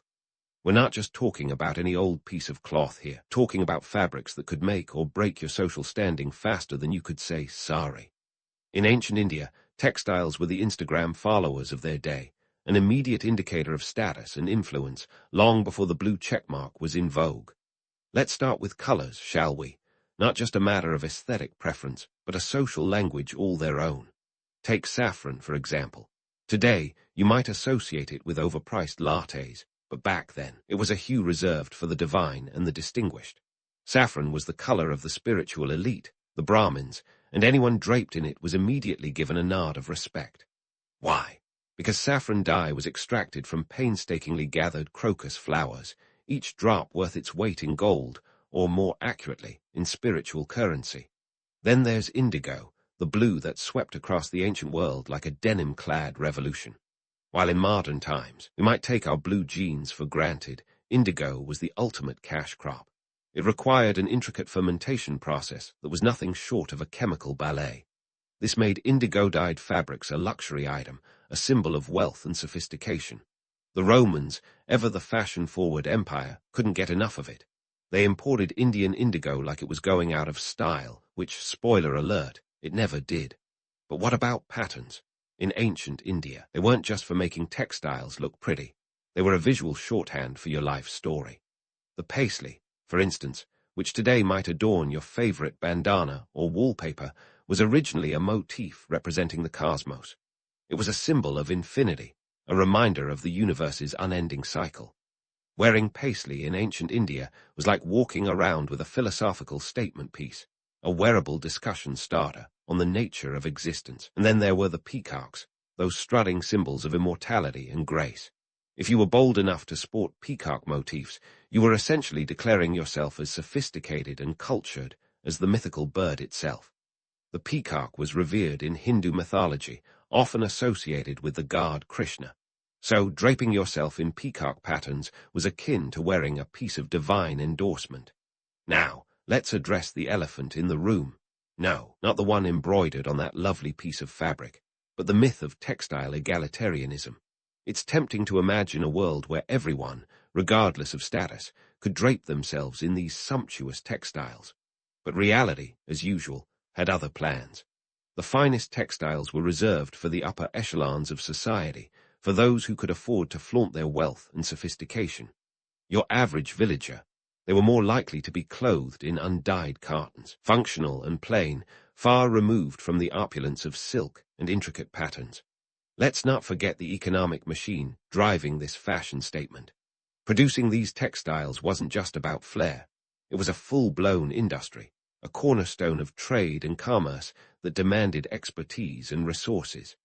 The cost of dyes alone could be astronomical, not to mention the labor involved in crafting these works of art. You'd need a keen eye for detail and a steady hand to produce the intricate designs that adorn the robes of the elite. And while we're on the subject of labor, let's dispel the notion of the enthusiastic artisan lovingly crafting each piece. The truth was far grittier. Artisans often worked under grueling conditions, their creativity shackled by the demands of their patrons. It was a job, plain and simple, albeit one that required a high level of skill, the romantic notion of the unencumbered artist. It was as mythical as the peacocks they wove into their cloth. Despite these harsher realities, textiles in ancient India were undeniably a canvas for cultural expression. They were immortalized in literature and art, serving as a testament to the society that valued them so highly. Ancient texts like the Arthashastra, a treatise on statecraft and economics, offer glimpses into the importance of textiles in both the economy and social hierarchy. This wasn't just fabric, it was the stuff of legends, a medium through which history and identity were woven together. As you wander through this afternoon of discovery, you begin to appreciate the dual nature of these textiles. They were both a product of their time and a timeless expression of human creativity. The threads of history are as varied as the patterns they formed, each one a reflection of a society striving to define itself through fabric. So, as you stand there, bathed in the golden light of the afternoon sun, take a moment to consider the stories these textiles could tell if they could speak. They are more than mere commodities. They are a testament to a culture rich in tradition and innovation, a society that understood the power of cloth as a canvas for the human experience. And with that thought, you leave the afternoon behind, ready to unravel more of this ancient tapestry. As the afternoon sun dips into the horizon, casting long shadows over the village, it's time to tackle the myths of ancient Indian textiles head-on. The notion of textiles as paradise. It's a tale spun with more embellishments than a Bollywood wedding dress. But let's unravel that yarn and see what's really beneath the surface. First off, the romanticized vision of ancient Indian textile production as a harmonious blend of creativity and craft is about as accurate as a historical drama with a pop soundtrack. Yes, India was a powerhouse of textile production, but calling it paradise would be like calling a sweatshop a fashion house. The reality was a grueling grind, a relentless cycle of labor that made modern 9-to-5s look like a leisurely stroll through a cotton field. Take, for example, the monsoon seasons. Now, you might think rain is just a little inconvenience, but in ancient India, the monsoons were like an uninvited guest who doesn't know when to leave. These torrential downpours turned roads into rivers and fields into swamps. For textile workers, it was a logistical nightmare. Cotton fibers don't exactly thrive in damp conditions, and transporting goods became an epic struggle worthy of its own saga. But the challenges didn't stop with the weather. High-profile clientele, demanding the crème de la crème of fabrics, added another layer of pressure. Imagine crafting a sari for a queen or a robe for a high priest. One wrong stitch, and it's not just your reputation on the line, but potentially your livelihood. The stakes were high, and the demands were exacting. It was the original high-pressure job long before corporate boardrooms were a thing. Historical records, like the Arthashastra, reveal the intricacies of this pressure cooker. This ancient treatise on statecraft doesn't mince words about the importance of textiles in the economy, nor does it shy away from the harsh realities of production. It highlights the divide between those who reaped the rewards, the merchants and nobility, and those who bore the brunt of the labor, the artisans and workers. It was a tale of two industries, one of luxury and profit, another of toil and exhaustion. The economic context is crucial here. The cost of producing textiles was not just measured in silver and gold, but in sweat and sacrifice. For instance, the production of a single piece of fine silk could take weeks, if not months. A laborer might earn a pittance, while the finished product could sell for a small fortune. It's a classic case of the rich getting richer while the poor, well, you know the drill. And let's not forget the role of women in this intricate web. Often relegated to the background, women were the unsung heroes of textile production. They spun the threads, managed the looms, and yet their contributions were often overlooked, their labor undervalued. It was an industry built on their backs, yet their voices were seldom heard in the grand narrative. Now, let's talk about the myth of artistic freedom. The image of the artisan as a free-spirited creator is, frankly, a bit of a fantasy. The reality was closer to a factory line, with artisans churning out designs dictated by market demands and patron preferences. Creativity was often constrained by economic necessity, and innovation was a risky venture that could either elevate an artisan to fame or plunge them into obscurity. The social structure further complicated matters.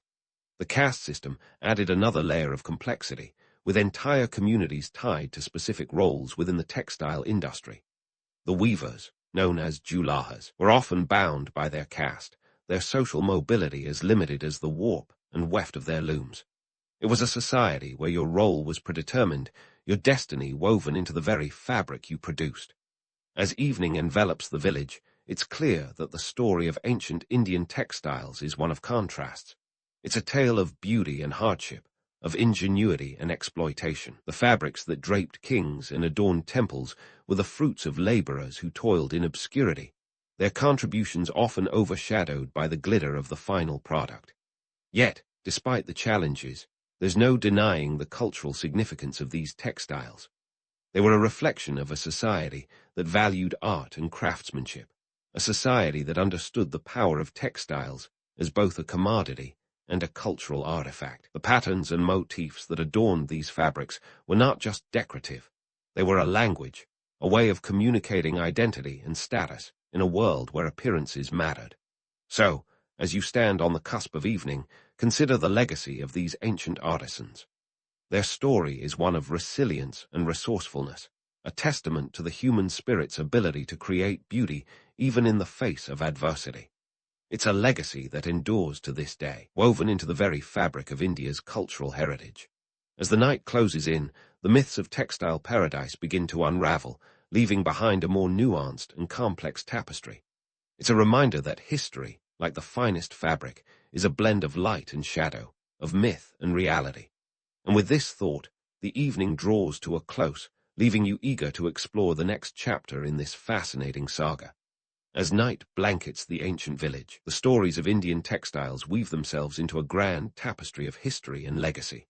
Like a well-crafted sari, this legacy is a blend of threads both vibrant and worn, each one telling a tale of its own. And while the myths have been unraveled, the real beauty lies in understanding the impact these textiles had, and continue to have, on the world stage. Let's talk global trade, shall we? Indian textiles were the original influencers, long before social media was even a glimmer in humanity's eye.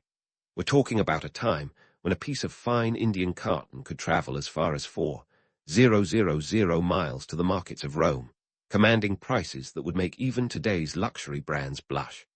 This was no small feat. Imagine hauling bales of fabric across deserts and mountains without the benefit of GPS or climate control. Traders didn't just carry goods, they carried stories, cultural exchanges, and the seeds of globalization. You might think of these traders as the original globetrotters, but let's not romanticize it too much. The Silk Road was less of a scenic route and more of a high-risk venture. Bandits, brutal weather, and political upheaval were all part of the package deal. Yet, despite these challenges, Indian textiles maintained their allure, their reputation as symbols of quality and sophistication preceding them. Consider the economic impact. Indian textiles were not mere commodities, they were the backbone of a thriving economy. By the 1st century AD, India was exporting so much cotton that Pliny the Elder lamented Rome's insatiable appetite for Indian goods, claiming it drained the empire of its wealth. And let's not forget silk, the fabric that was quite literally spun from the cocoons of caterpillars with caviar tastes. Silk wasn't just a fabric, it was an investment, a status symbol, and a testament to the interconnectedness of ancient economies. In fact, the influence of Indian textiles transcended economics.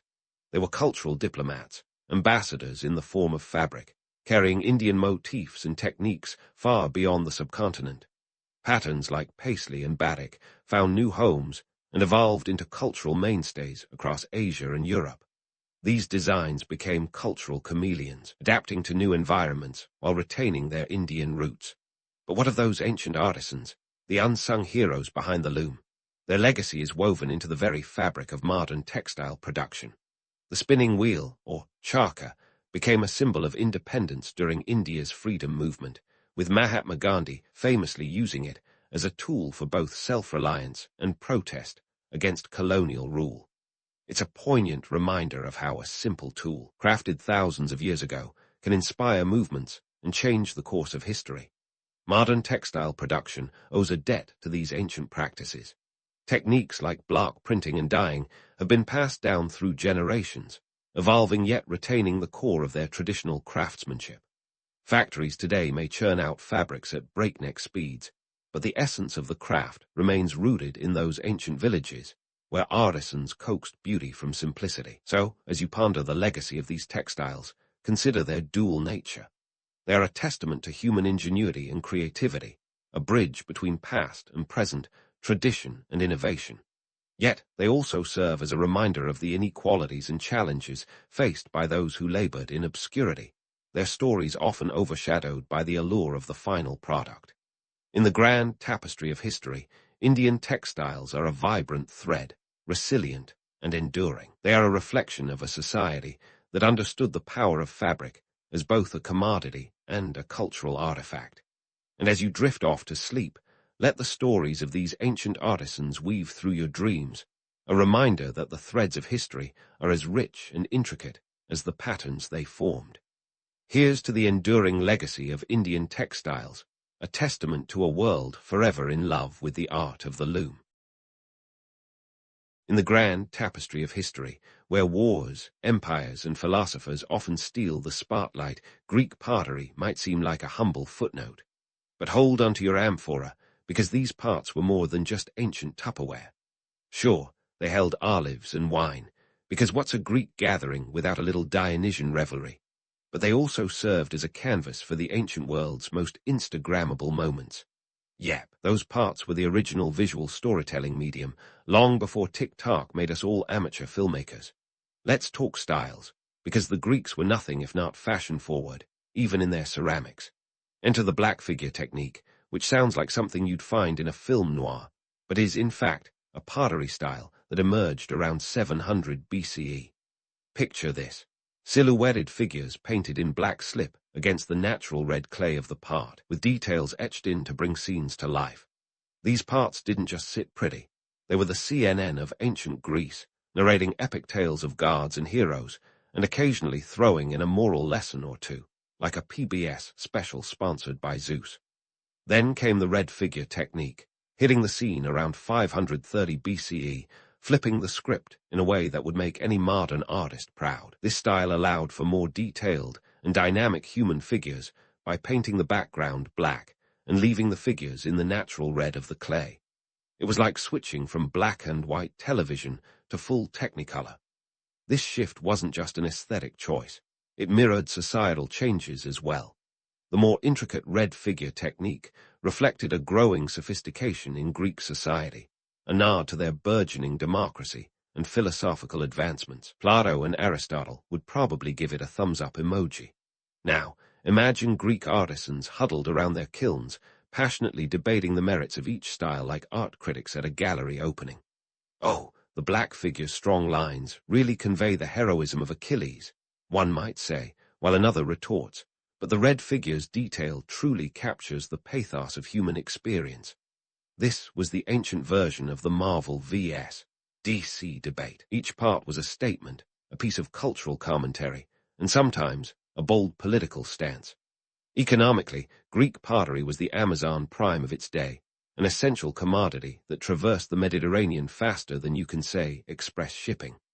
These parts were a major export, with finds scattered from Italy to Egypt, proving that Athenian pottery was the must-have item of the ancient world. Trade routes buzzed with these ceramic treasures, and they were as much a symbol of Greek influence as their columns and philosophers. Let's not forget the economic impact back home, where pottery production was a significant industry. In Athens alone, the Kerameikos district, yes, that's where we get the word ceramic, was a bustling hub of activity. Artisans toiled away, crafting vessels that were both functional and decorative, and sometimes downright cheeky. Imagine a part that's both a practical storage solution and a cheeky commentary on the latest political scandal. In a world without Twitter, this was as viral as it got. These parts weren't cheap knockoffs either. A well-crafted amphora could fetch a pretty drachma, equivalent to a week's wages for a laborer.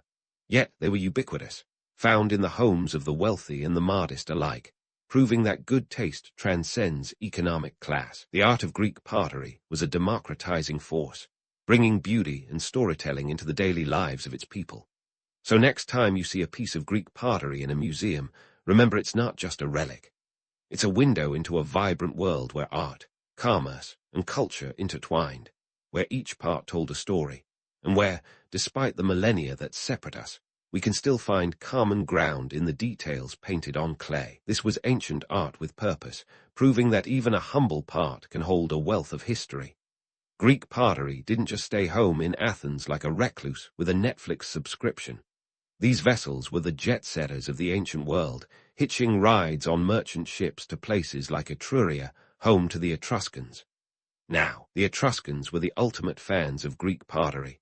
Think of them as the ancient equivalent of collectors who camp outside stores for the latest sneaker drop. They couldn't get enough of that sleek Greek design, and who could blame them? It was like the Louvre coming to your local mall. But why did the Etruscans fall head over heels for these parts? Well, for starters, the Etruscans were all about that high culture, and Greek pottery was the status symbol of the day. Owning a Greek part was like having the latest iPhone. Everyone wanted one, and it was a surefire way to boost your social standing. These parts were more than just pretty things to look at. They were conversation starters, the kind of art that made you appear both cultured and connected to the wider world.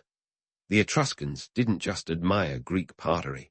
They went all in, adopting and adapting Greek styles into their own art. They took the black figure and red figure techniques and ran with them, like culinary enthusiasts who take a classic recipe and add their own local flavors.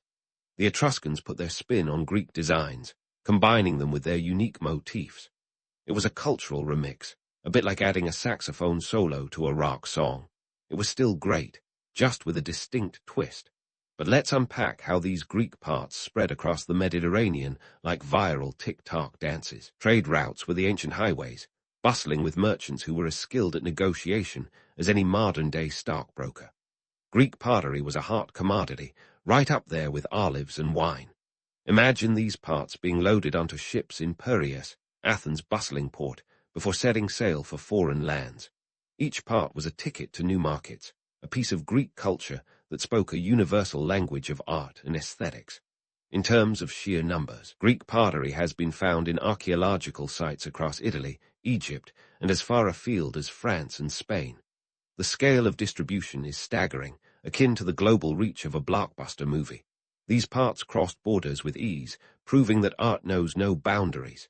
It was a ceramic invasion, a peaceful one at that, with each part serving as a cultural ambassador. Back home, these parts played an essential role in daily life. Sure, they held wine and olive oil, but they were also fixtures at symposia, those legendary Greek drinking parties where philosophers and politicians gathered to debate the big ideas of the day. Picture a room full of toga-clad intellectuals, each holding a kylix, a type of drinking cup, swapping stories of gods and heroes. The parts weren't just decoration, they were part of the ritual, a tangible link to the myths and legends that shaped Greek identity. And speaking of myths, Greek pottery was packed with them. These parts were like comic books, illustrating tales of gods, heroes, and the occasional monster. And let's not forget the humor. Some parts depicted Hercules having a bad hair day, an image that probably got a chuckle or two from symposium attendees. It's a reminder that even in the world of myths, heroes had their off days. Of course, while we romanticize these images, it's crucial to remember that myths served as more than just entertainment. They were teaching tools, conveying moral lessons and societal values. They were the ancient world's way of grappling with universal human experiences, like love, betrayal, and the quest for glory. And just like today's superhero movies, they offered an escape from the mundane, a glimpse into a world where anything was possible. In the grand scheme of things, Greek pottery was more than just clay and paint. It was a canvas for storytelling, a medium that bridged the gap between cultures and generations. These parts carried the essence of Greek life, encapsulating the hopes, fears, and dreams of a civilization that continues to captivate us. Each part was a snapshot of history, a tangible reminder that art has always been a fundamental part of the human experience. So, as we continue this journey through the world of Greek pottery, remember that these humble vessels were more than just containers. They were windows into a world where art and life were inextricably linked, where every part told a story, and where the legacy of Greek creativity spread far beyond the shores of the Aegean. Stay tuned, because there's more to uncover in this tale of ancient art and cultural exchange. As we delve deeper into the world of Greek pottery, let's unpack its role as a storytelling medium that could give modern-day Hollywood a run for its money. Imagine a time when tales of gods and heroes weren't just stuffy myths tucked away in scrolls, but vibrant stories splashed across the surfaces of everyday objects. These parts were the graphic novels of antiquity, long before Marvel and DC turned caped crusaders into household names. You might have thought Zeus was just a distant deity throwing lightning bolts from his lofty perch, but on a Greek part, he was a character in a drama played out in your kitchen. But before we get swept away by the romance of it all, let's debunk a common myth.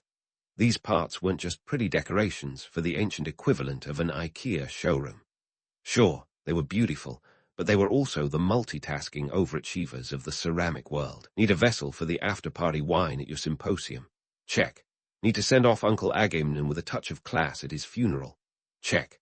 Greek pottery served up practicality with a side of elegance, proving that functional art was not an invention of the modern age. Consider the crater, a mighty vessel used to mix wine and water, a necessity at any Greek shindig, where moderation was the name of the game. This wasn't just about practicality, it was a cultural norm. Drinking undiluted wine was considered barbaric, and nobody wanted to be that guy at the party. Each crater was a testament to this social ritual, adorned with scenes from mythology or everyday life, turning each pour into a moment of reflection or conversation. In today's terms, it was like having a wine decanter that also played the evening news. And then there were the lekythoi, slender and elegant, primarily used for storing oil, often in funerary contexts. These parts were like the keepsakes left at a modern grave, but with a touch more pizzazz. They often depicted summer scenes, a gentle nod to the eternal rest of the departed.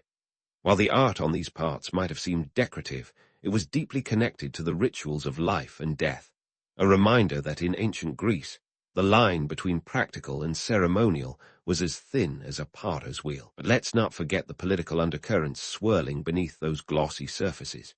Greek pottery wasn't just a canvas for epic tales. It was a medium for subtle, and not so subtle, political commentary. Imagine a part depicting a heroic god subtly resembling the local leader, a nudge-wink way of saying, "Hey, our ruler's got the divine seal of approval." It was political propaganda at its finest, minus the Twitter bots and fake news. Take, for example, the Panathenaic amphorae, those iconic black figure vessels awarded to victors of the Panathenaic Games. These parts weren't just trophies. They were a city-sponsored reminder of Athens' glory, with images of Athena emblazoned on one side and the event on the other. It was like getting a gold medal that doubled as a billboard for civic pride. But let's not sugarcoat it. These vases could also be sharp instruments of critique. The Greeks had a knack for weaving political satire into their art, using it to lampoon leaders or comment on societal woes. In a world without newspapers or social media, a part with a cleverly disguised political message was the ancient equivalent of a viral tweet.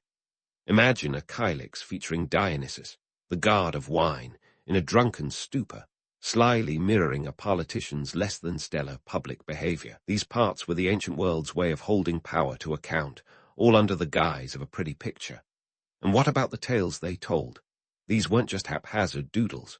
They were carefully curated narratives that reflected the values and anxieties of the time.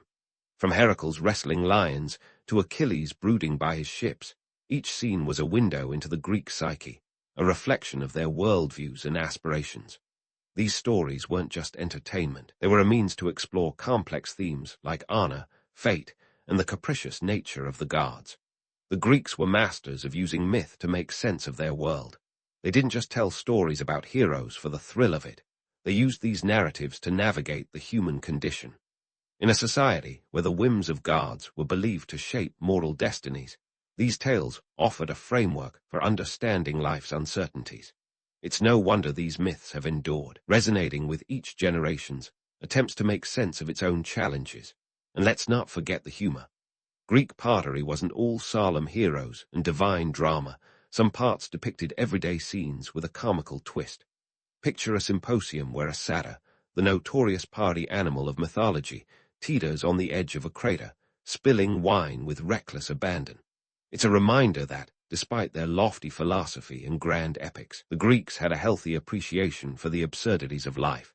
These parts, with their layers of meaning, offer a glimpse into a civilization that was as complex and multifaceted as the stories they told.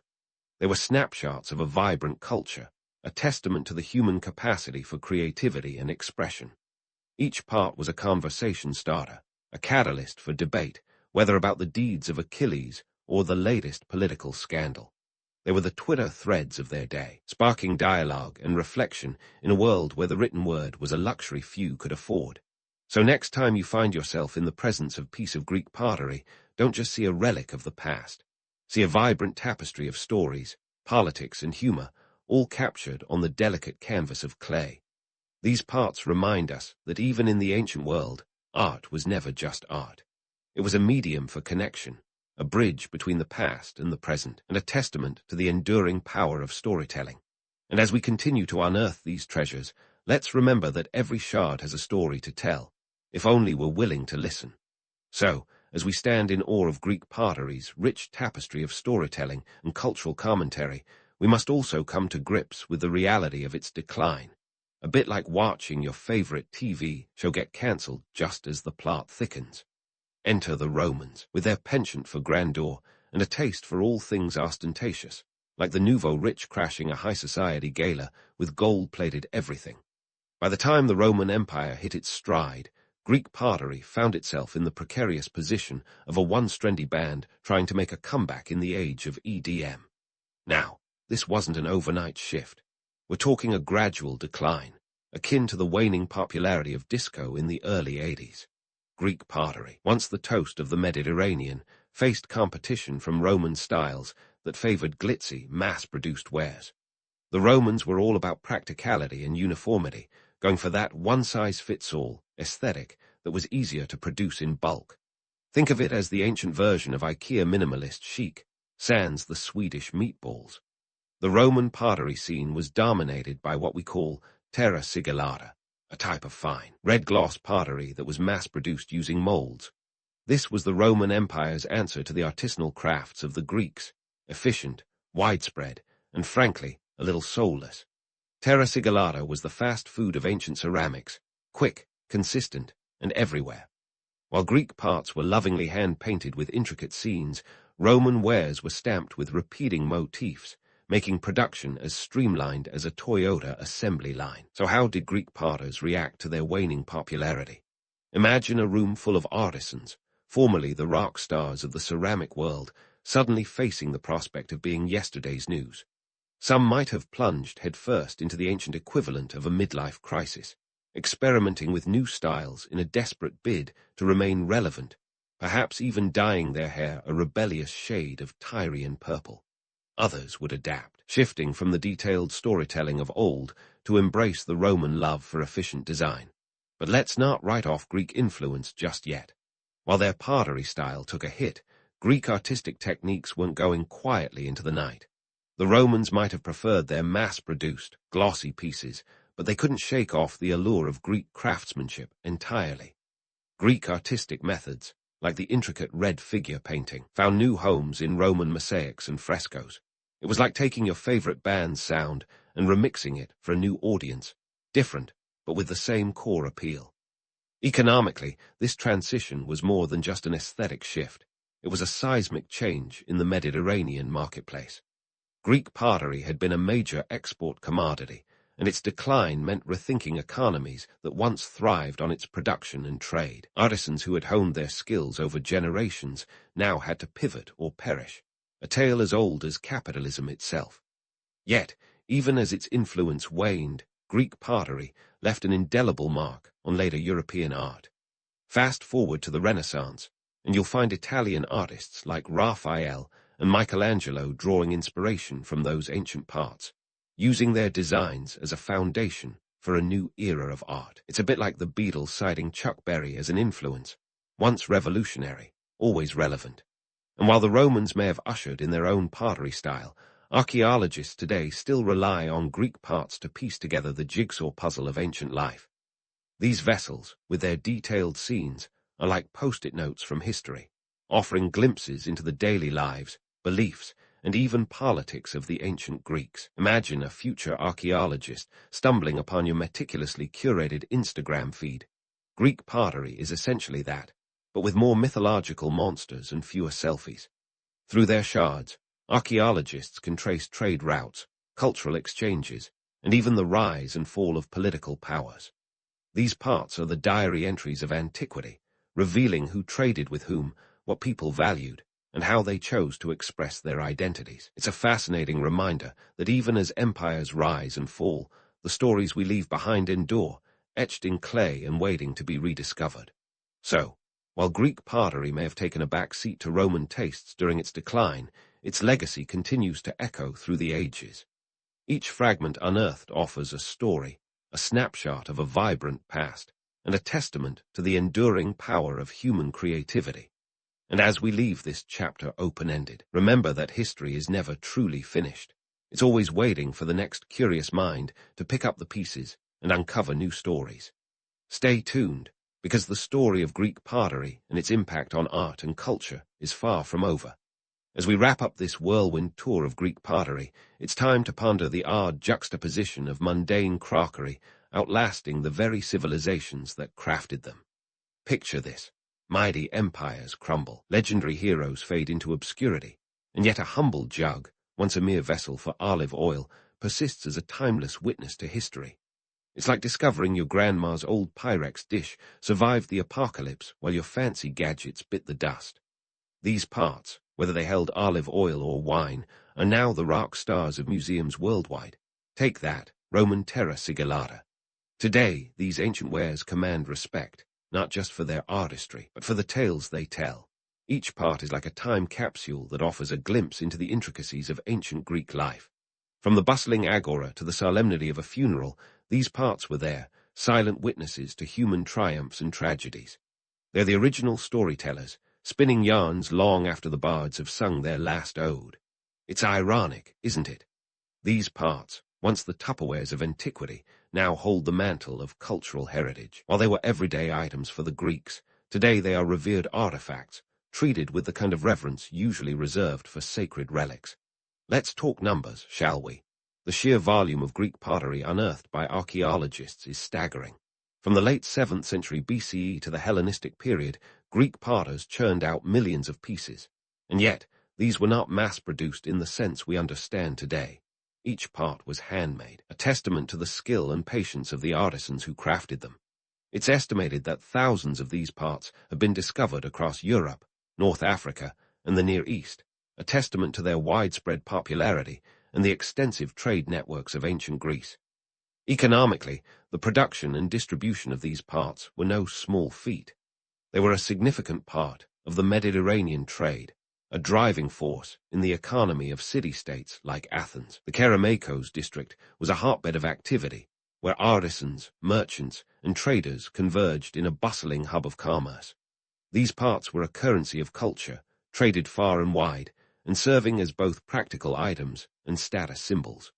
The economic impact of Greek pottery can't be overstated. It was a cornerstone of ancient Greek commerce, as integral to their economy as tech startups are to Silicon Valley today. And let's not forget the social and political dimensions. Greek pottery was a reflection of the society that produced it, a snapshot of the cultural zeitgeist. The scenes depicted on these parts were more than decorative. They were narratives that conveyed societal values, religious beliefs, and even political propaganda.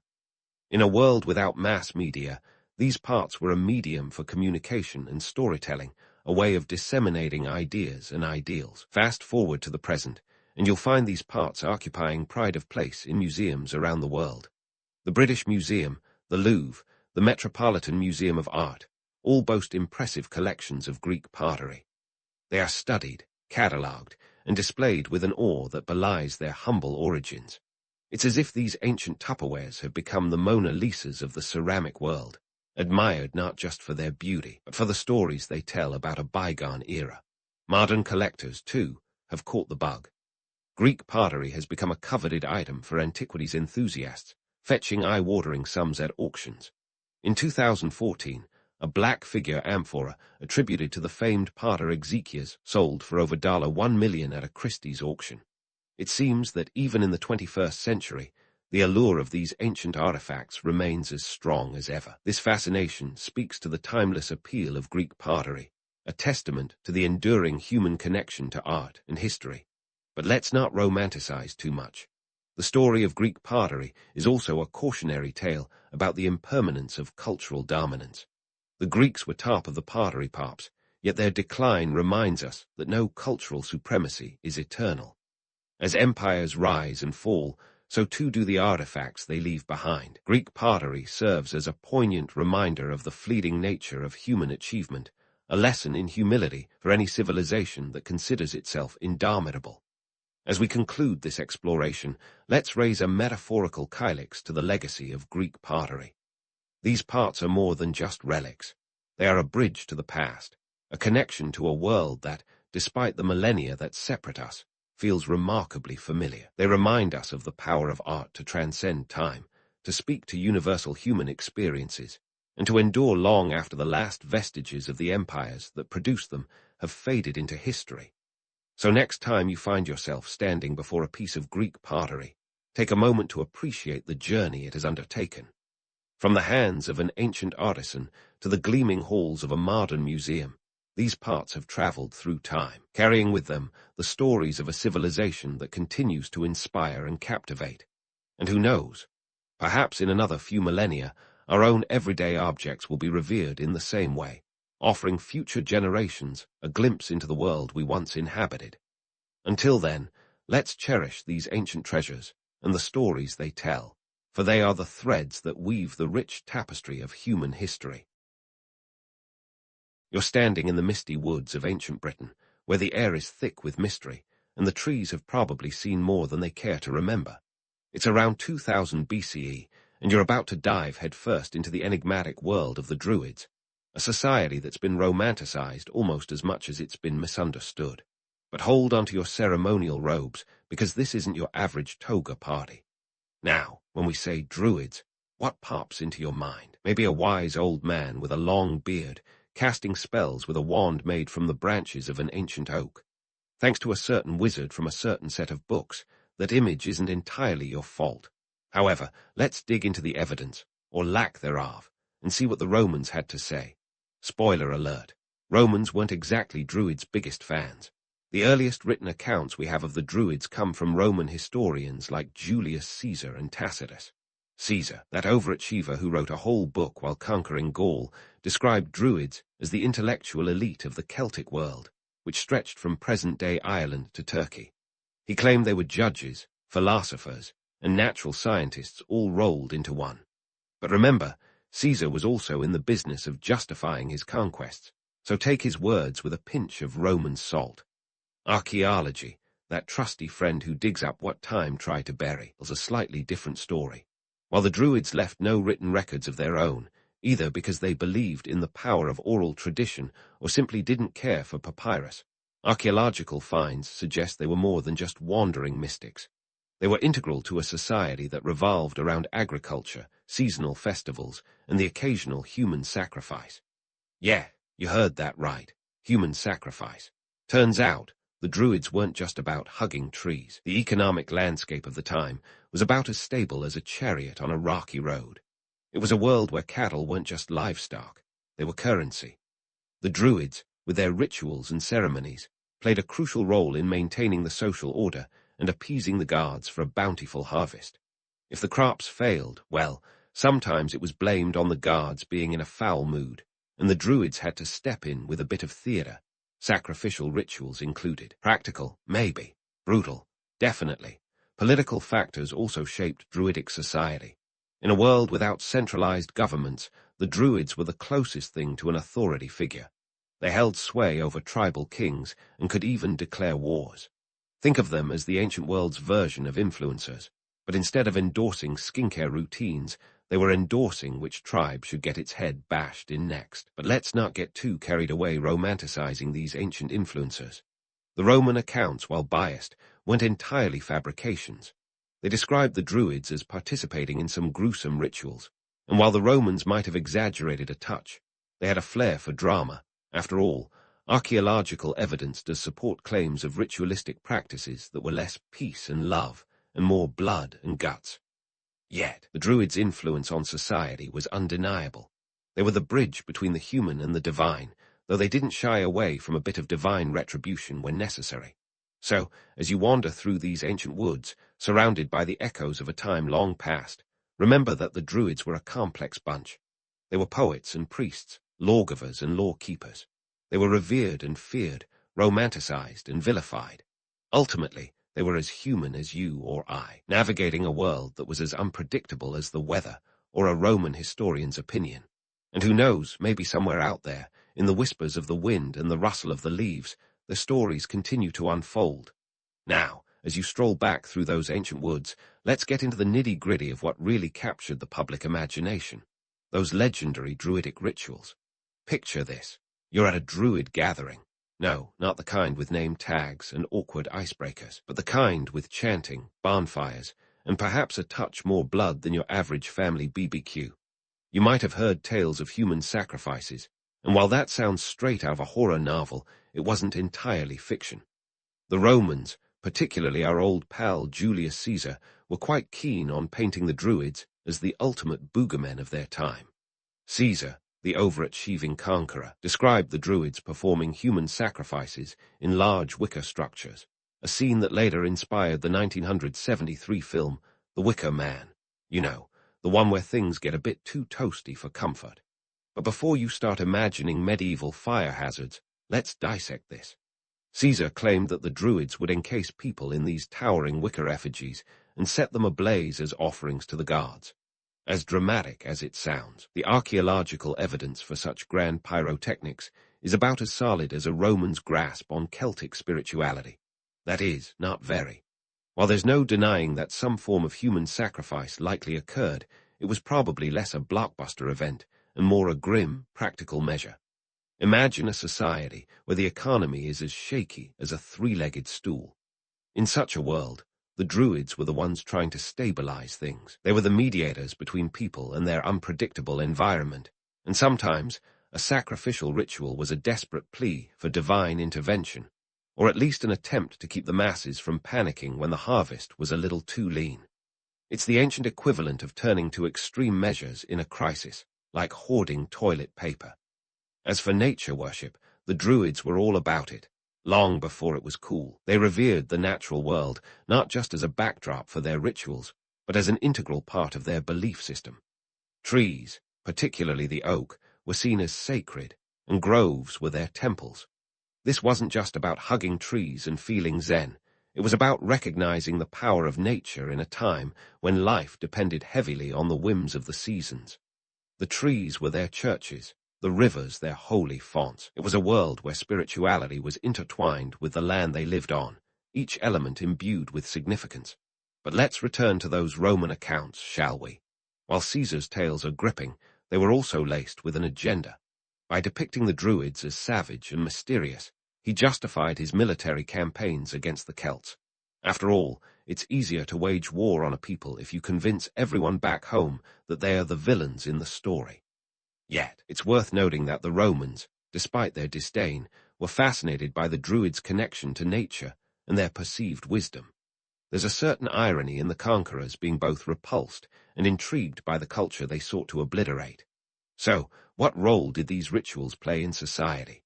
Well, in a landscape without Netflix or social media, rituals were the main event, a way to bring people together, assert social hierarchies, and reinforce cultural norms. The Druids, in their role as spiritual leaders, used these ceremonies to maintain order and control over the tribes. It was a delicate balance of power, belief, and spectacle. The rituals were as much about community cohesion as they were about appeasing the gods. Sacrifices, whether human or animal, were symbolic acts meant to ensure prosperity and avert disaster, a way of managing societal anxiety in an unpredictable world. In this context, the Druids' rituals weren't just acts of barbarism, but a sophisticated system of social governance. They provided a framework for understanding the world and humanity's place within it. The rituals were a means of negotiating with forces beyond their control, an acknowledgement of human vulnerability in the face of nature's whims. And in many ways, they were a form of ancient crisis management, albeit one with a higher body count than we'd find acceptable today. So, next time you hear tales of the Druids and their blood-soaked ceremonies, Remember that behind every myth lies a kernel of truth. The Druids were part mystics, part political strategists, and entirely human, navigating a world as complex and challenging as our own. Their rituals, as brutal as they might seem, were an attempt to make sense of a world where the line between survival and disaster was as thin as a blade of grass. And perhaps, in those ancient woods, under the shadow of towering oaks, they found some semblance of order amidst the chaos. But don't get too comfortable, because there's more to uncover in the saga of these enigmatic figures, and our journey through the misty past is far from over. So, as we wander back to our time-bending stroll through the Celtic realms, it's time to peek behind the leafy curtain of druidic power. Forget your Gandalf-esque visions. These druids weren't just the forest's wise men, they were the power brokers of their age. Imagine a society where the guy who could read the stars and whip up a potion for last night's hangover also had the king's ear. Yep, that's right. In the Celtic world, Druids were the original multi-hyphenates, blending spiritual authority with a splash of political maneuvering that would make Machiavelli blush. The Druids wielded a curious mix of influence and mystique. On one hand, they were the ancient equivalent of a PhD in everything: medicine, astronomy, law, and philosophy. Who else was going to tell you when to plant your crops, or which herbal concoction could cure your mysterious rash? But don't let the gentle healer image fool you. Druids held significant economic clout. They were the brokers in a barter economy, where livestock was currency and land the investment portfolio. Picture them as the original Wall Street, but with more sheep and less scandal. In a world without Google Maps or weather apps, the Druids' knowledge of astronomy was like having insider information on the universe. Their ability to predict solar and lunar events wasn't just impressive, it was indispensable. Think of it as having the farmer's almanac on steroids. Knowing when to expect an eclipse or a particularly nasty hailstorm could make or break a community, and the Druids were the ones who kept that cosmic calendar. This wasn't just about impressing the neighbors. It was a vital part of survival in a world where the skies held the secrets to life and death. Their understanding of natural medicine also set them apart. In a time when a toothache could turn into a death sentence, having someone who could whip up a painkiller from tree bark was akin to magic. But let's not get too misty-eyed about their herbal remedies. While they were undoubtedly skilled, their medical practices were as much trial and error as they were science. Sure, they had a knack for using plants like willow bark to ease pain, an early form of aspirin, thank you very much, but they also dabbled in treatments that would make modern doctors cringe. Here's looking at you, bloodletting. Now, let's chat about their role in society. The Druids weren't exactly the peace-loving hippies some might imagine. They were more like ancient spin doctors, masters of public relations in a toga-free world. They could rally tribes, declare wars, and negotiate peace treaties. A bit of a contradiction, don't you think? But that's the beauty of Druidic law. They thrived on it. As the ultimate mediators, they navigated the complex tribal politics with as much finesse as a cat on a hot tin roof. They weren't just telling stories. They were crafting narratives, shaping the perceptions of the tribes, and sometimes even the Romans themselves. Speaking of Romans, let's dig into that love-hate relationship. To the Romans, these Druids were both fascinating and terrifying. On one hand, they admired the Druids' wisdom and their connection to nature, kind of like the way we might admire someone who can cook a perfect soufflé without a recipe. But on the other hand, their rituals and influence posed a threat to Roman control. The Druids were the cultural glue that held the Celtic world together, and that was something the Romans wanted to dissolve faster than sugar in tea.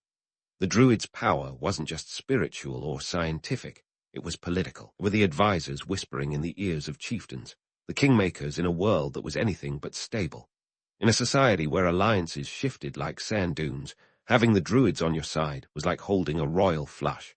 They could sway public opinion, legitimize rulers, and ensure that the social fabric didn't unravel faster than a poorly knit sweater.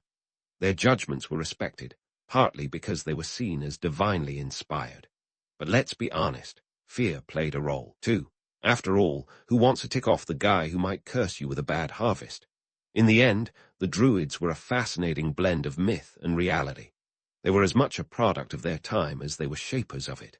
Their knowledge and influence were rooted in practical necessity, but their power lay in the perception they cultivated. They knew how to play the game, blending spirituality with savvy, wisdom with a touch of the theatrical. And as we continue to unravel the mystery of their world, one thing becomes clear. The Druids were the original masters of spin, weaving tales and truths with equal skill. But hold on to your herbal remedies, because there's still more to uncover in this saga of ancient intrigue and power. All right, let's dive back into the time machine and fast forward to the 1st century CE, where the Roman Empire is spreading like wildfire, burning through territories faster than Caesar could polish his laurels. You see, the story of the Druids' decline isn't just a tale of swords and conquests. It's one of strategic rebranding, political propaganda, and cultural assimilation that would make any PR guru proud. The Romans weren't just about conquering lands, they were about conquering narratives. First, let's talk about the Romans' favorite pastime, vilifying the Druids. Why, you ask? Well, it's much easier to justify marching your legions into someone else's backyard if you've convinced everyone back home that these backyard owners are a bunch of barbaric, human-sacrificing lunatics. The Romans painted the Druids as the ultimate horror show to drum up support for their imperial ambitions. Remember Tacitus, the Roman historian with a flair for the dramatic. He described the Druids as engaging in savage rites and barbarous superstition. It's about as subtle as a chariot in a china shop. But why such a PR campaign? Well, the Druids were a threat to Roman authority. They were the cultural linchpins of Celtic society, the spiritual glue holding the tribes together. Keeping the Druids around was like leaving the Wi-Fi password with your nosy neighbor, just asking for trouble. By depicting them as savage, Rome provided itself with a moral green light to stamp out these societal Wi-Fi networks. It was a narrative coup, executed with the precision of a Roman phalanx. Next, let's tackle the economic and social impacts of Romanization. The Romans were nothing if not practical. Once they had a new province under their sandals, they didn't just leave it to stew in its own cultural juices. They started building roads, cities, and of course, those iconic bathhouses. We're talking about an infrastructure overhaul that would put modern city planners to shame. The Romans introduced a monetary economy that shifted the Celtic world from barter-based transactions to coins stamped with the emperor's face, a constant reminder of who was really in charge. This economic shift meant that the Druids, who once thrived in a world where land and livestock were the currency, suddenly found themselves out of their financial depth. Imagine trying to pay for a latte with goats. The Druids' influence began to wane as Roman legal and economic systems took root, replacing the need for their traditional roles as judges and economic advisors. It's like the Druids were trying to sell encyclopedias in a world that just discovered the internet. Socially, the Roman invasion was a cultural blender, throw in a bit of Celtic tradition, a dash of Roman law, and hit puree. The Celts were introduced to Roman customs, fashion, and language. Latin became the lingua franca, and with it, the written word began to overshadow the Druids' oral tradition. The Druids, who prided themselves on their oratory skills, now faced a world where literacy was power. It was a seismic cultural shift, akin to swapping your trusty old Nokia for a smartphone. But here's the kicker. The Druids didn't just disappear overnight. They were savvy operators, remember. While some aspects of their practice likely went underground, others adapted. There's evidence suggesting that Druidic knowledge was absorbed into Christian monastic schools, a sort of spiritual merger that allowed their traditions to persist in a new guise. It was less an obliteration and more a rebranding, like a company changing its logo but keeping the same CEO.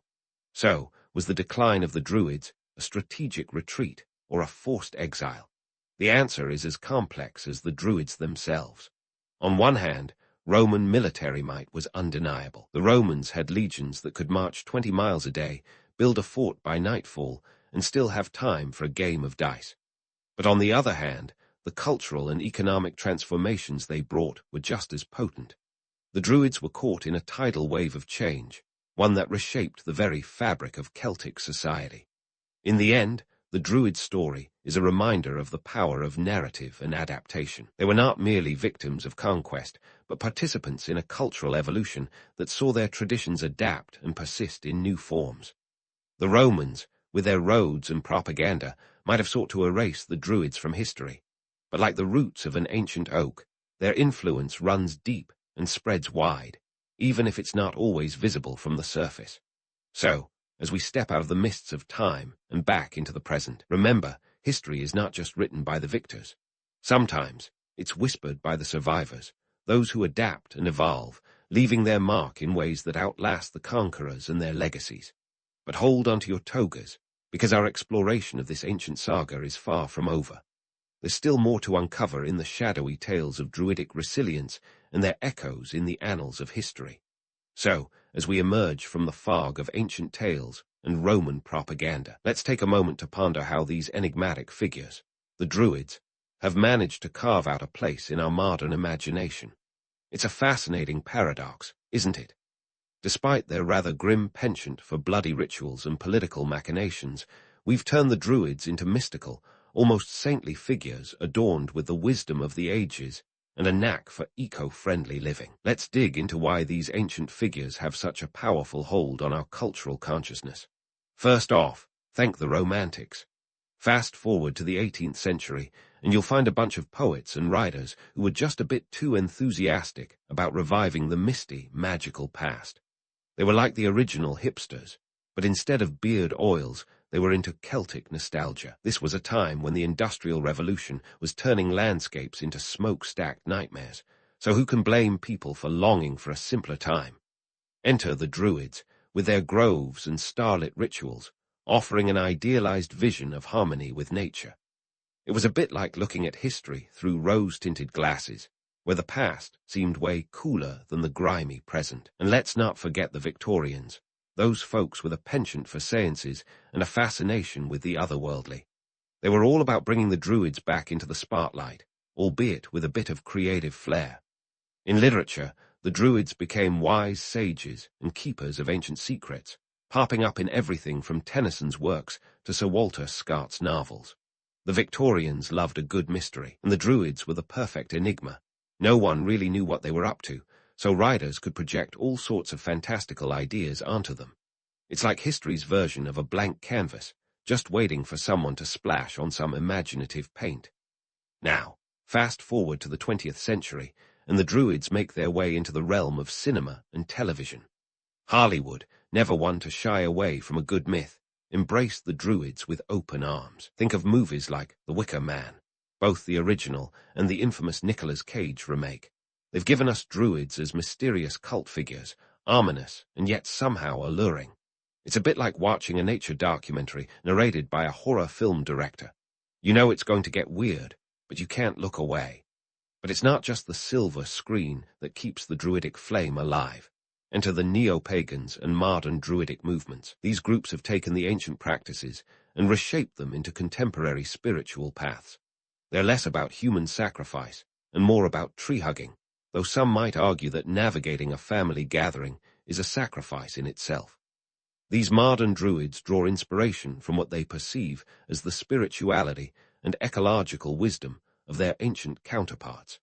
It's a bit like repackaging an ancient brand for the modern market, where sustainability and nature worship take center stage. So why does this mythic portrayal of the Druids persist? Well, for starters, there's an undeniable allure to the idea of hidden knowledge and ancient wisdom. In a world where everything's been Googled to death, the notion that there's still something mysterious and untapped has a certain charm. We live in a time of rapid technological change, and the Druids offer a whisper of a world where nature was still a powerful force to be reckoned with, not just a backdrop for a viral Instagram post. Plus, the Druids represent the archetype of the wise outsider, figures who operate on the fringes of society, wielding knowledge that others can't quite grasp. Their persistence in popular culture also says something about our collective need to romanticize the past. We have a habit of glossing over the gritty bits of history in favor of stories that align with our ideals. We want to believe in the nobility of ancient wisdom, the purity of unspoiled nature, and the possibility of untapped powers just waiting to be rediscovered. It's a bit like putting on a pair of noise-canceling headphones to drown out the modern world's chaos and tune into a simpler, albeit fictional, frequency. This mythologizing of the Druids also highlights our ongoing quest for identity and belonging. In a fractured world, people often look to the past for roots and connection.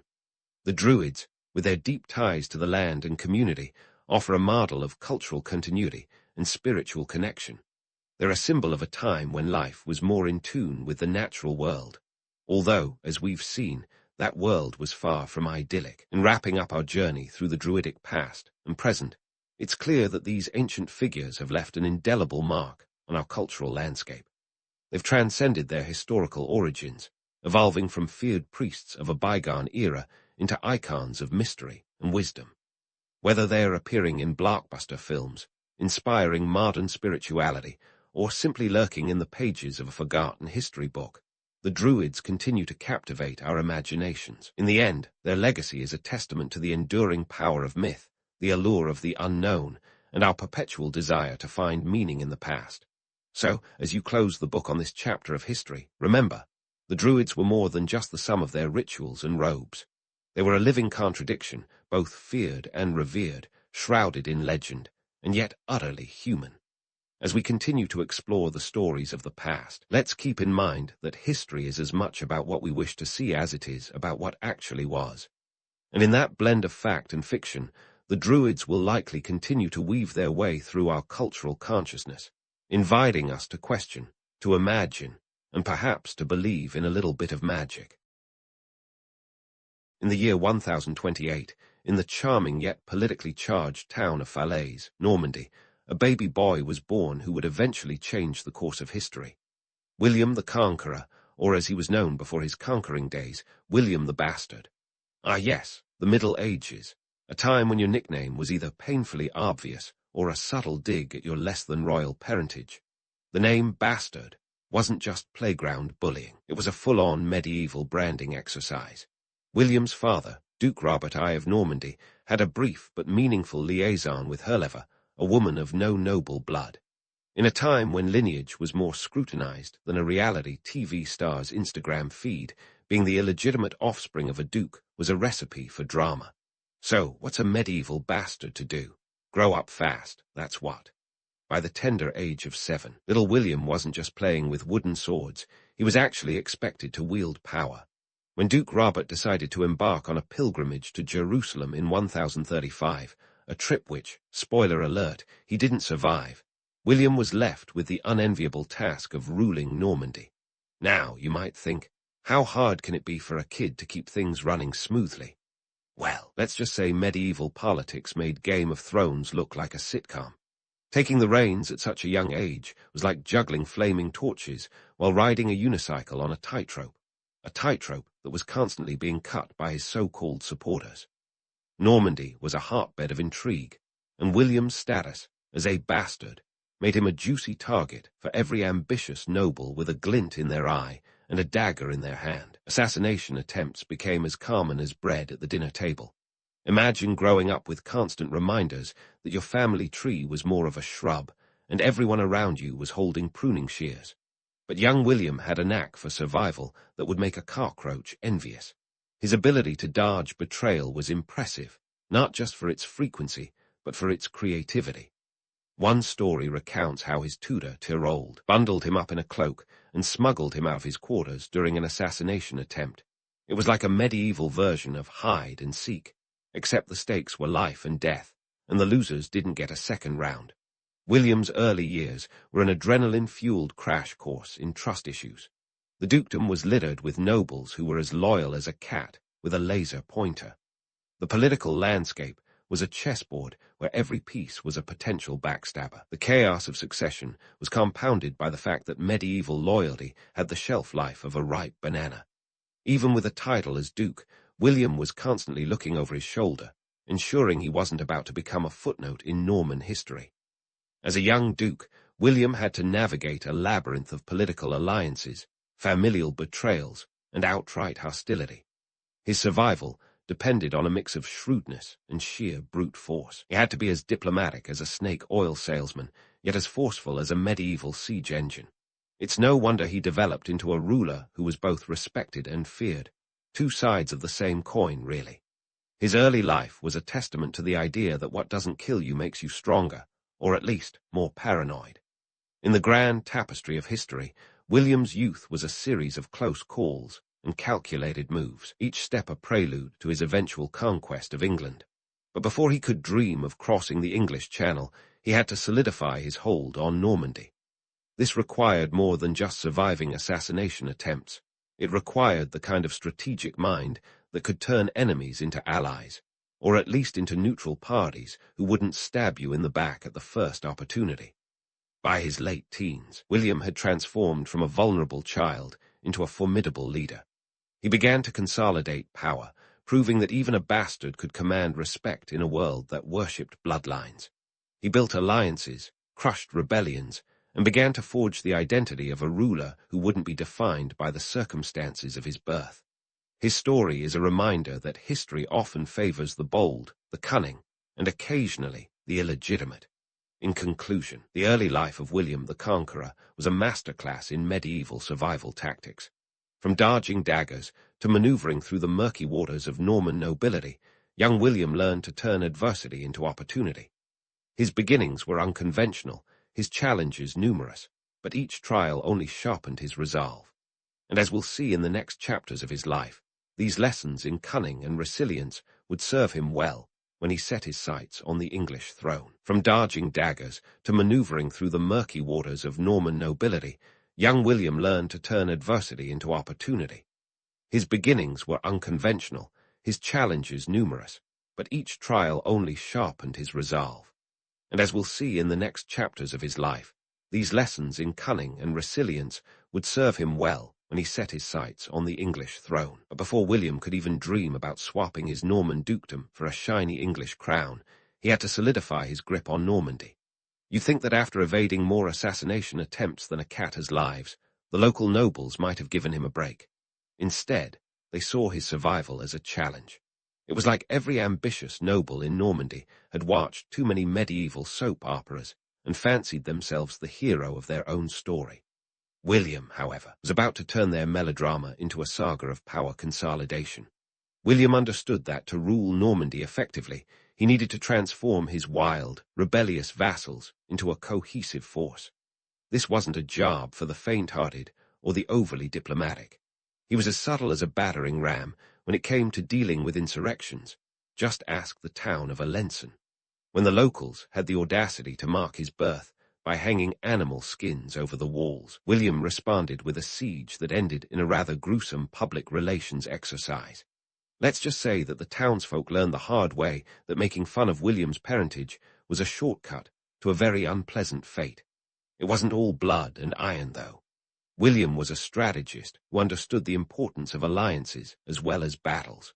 His marriage to Matilda of Flanders in the 1050 was no mere fairy tale romance. It was a political masterstroke. Matilda wasn't just any noblewoman.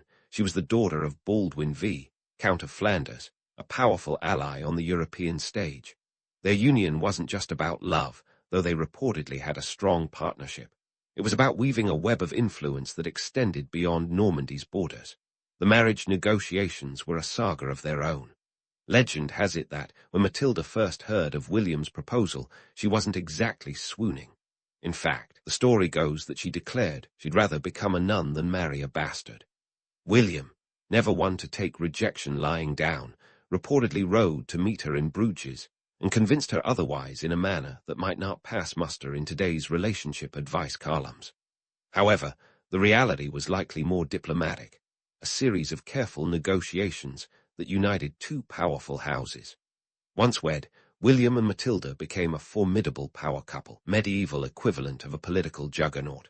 With Matilda's backing, William had the support of Flanders, which was like having the European Union's thumbs up in the 11th century. It wasn't just about power and politics. The marriage also brought economic benefits. Flanders was a bustling trade hub, and this connection opened new economic avenues for Normandy. William wasn't just tightening his grip on power, he was also boosting the region's prosperity. Yet, even with alliances and marriages, ruling Normandy wasn't a walk in the park. Administration became William's next battlefield. He needed to ensure his rule was felt in every village and manor, which meant reforming the way taxes were collected. Forget the romantic notion of a benevolent ruler. William's tax reforms were as harsh as a winter storm, but they were effective. He ensured that his coffers were always full, funding not just his military campaigns, but also the infrastructure that kept Normandy ticking. It was a medieval balancing act between squeezing his subjects and keeping them just content enough not to rebel. Now, let's take a lighter detour on our journey through William's rise. There's a quirky tale that perfectly captures the stubborn nature of both the man and his times. Picture this. William, on one of his many campaigns, faced an unusual dilemma, a horse that refused to cross a river. It was a standoff of wills, a battle between man and beast, and in true William fashion, he didn't back down. The horse eventually relented, proving that not even the stubbornness of an equine could outmatch William's determination. This little anecdote might seem trivial, but it's a snapshot of his relentless attitude.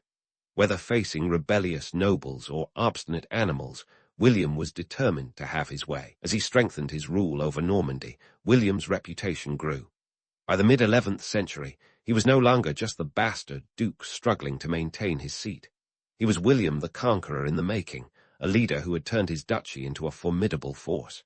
His strategies, both on and off the battlefield, were shaping him into a ruler who demanded respect, and often commanded it through fear.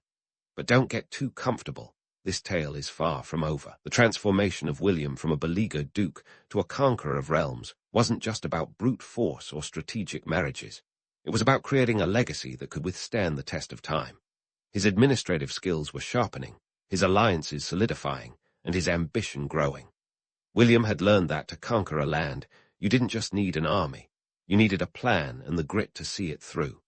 As we leave William here, poised on the brink of greatness, remember that each move he made was laying the groundwork for his next audacious leap across the English Channel. Stay tuned, because the real conquest hasn't even begun.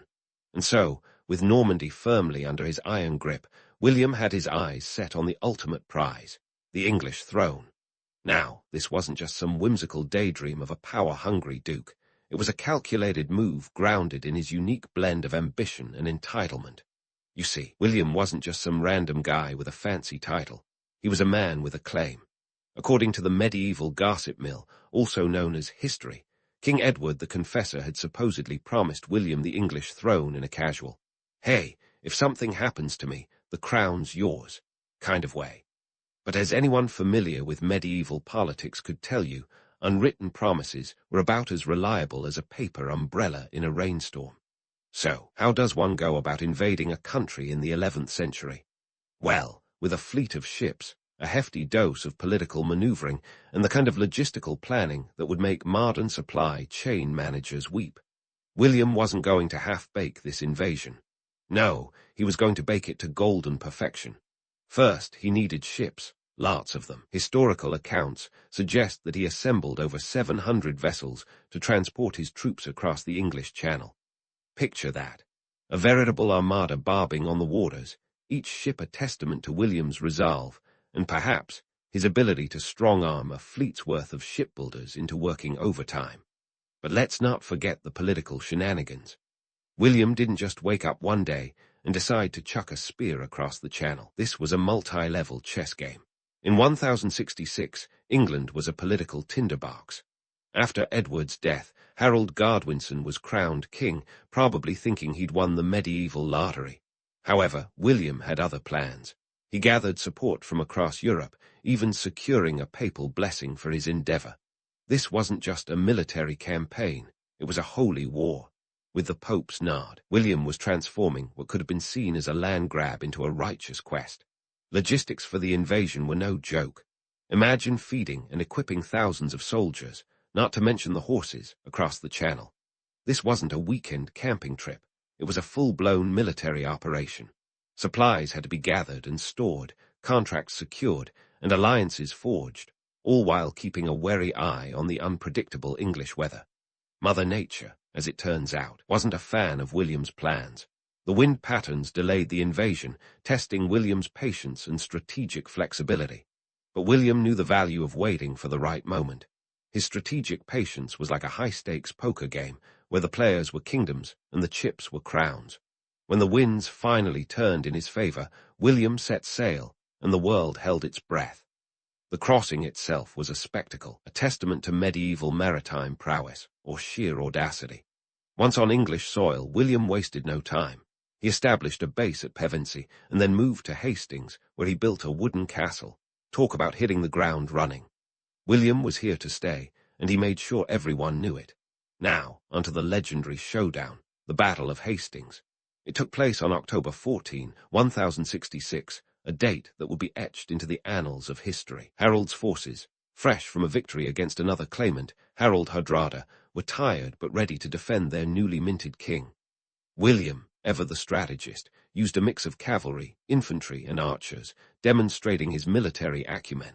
The battle was brutal, a clash of wills as much as of weapons, and it lasted all day. This brings us to the famous arrow in the eye tale. According to the Bayeux Tapestry, Harold met his end via a well-aimed arrow. But was it really that clean-cut? Some historians argue that this might have been the medieval version of a propaganda masterpiece. The tapestry, while a visual feast, was crafted under Norman influence. It's like watching a blockbuster movie produced by the winning side, not exactly unbiased storytelling.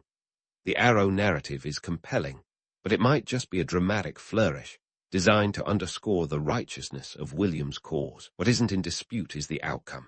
Harold died, and the English forces crumbled. William emerged victorious, earning his moniker, the Conqueror. But here's where the real genius of William shines through: his ability to consolidate power after the victory. Winning a battle is one thing, ruling a newly conquered kingdom is another. William's strategic patience paid off as he methodically secured his hold over England, establishing a new order that would shape the country for centuries. William's conquest was a game-changer, not just for England, but for all of medieval Europe. It was a demonstration of how calculated ambition, blessed by the right political and religious allies, could alter the course of history. He wasn't just a warrior. He was a visionary with a knack for turning challenges into opportunities. As he solidified his reign, he laid the groundwork for a legacy that would endure long after the dust of battle had settled. So, as the tapestry of William's life unfurls, remember this: the story doesn't end with a single battle, nor is it confined to a single tapestry. It's a saga of conquest, cunning, and a relentless drive for power. The ripples of his invasion would be felt across Europe for generations, setting the stage for the next chapter in his extraordinary journey. A chapter where being a conqueror was just the beginning. Stay tuned, because the saga of William's reign is far from over. As the dust from the Battle of Hastings settled, William faced the daunting task of transforming his newly acquired title of King of England from a mere claim into an unshakable reality. The victory at Hastings was just the opening act. Now the real drama began. Picture this: a land simmering with resentment, filled with Saxons who were about as enthusiastic about their new Norman overlord as a cat is about a bath. William had to ensure his rule wasn't just accepted. It had to be enforced with the kind of authority that sent a loud and clear message. I'm here to stay, and you better get used to it. First up on the agenda, the infamous harrying of the North, a dark chapter in William's playbook of power consolidation. It was 1069. And Northumbria was boiling over with rebellion, a hotspot of Saxon resistance that refused to bow to Norman rule. William's response: a scorched earth policy so brutal it would make a wildfire look like a campfire. We're talking villages razed, crops destroyed, and livestock slaughtered, a medieval version of hitting the reset button with a sledgehammer. The goal was to break the spirit of rebellion, and while it was effective, it left a legacy of devastation that echoed through the ages.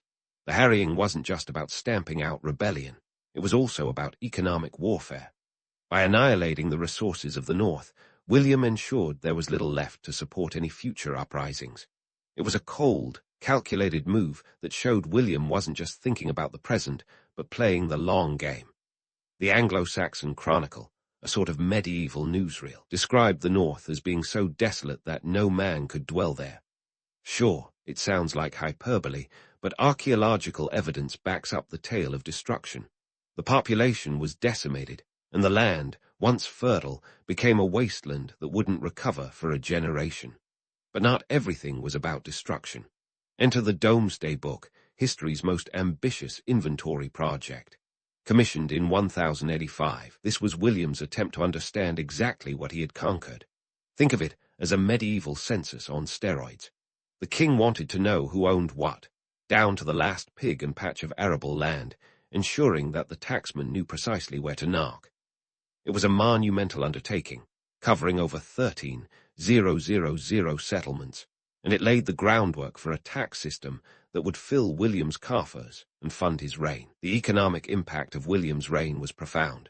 With the Domesday Book, he could assess and optimize the wealth extraction from his new kingdom.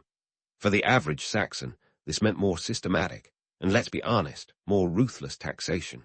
The Norman administration was efficient, if not beloved, and the funds generated helped William maintain control over England, finance new building projects, and keep his military machine well-oiled.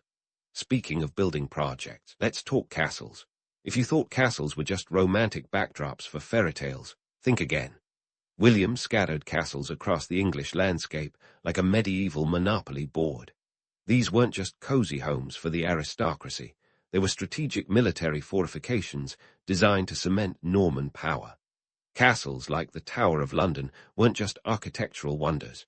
They were the physical embodiment of Norman authority, standing tall as reminders that William was watching, and that any thoughts of rebellion would be met with cold, stone resistance.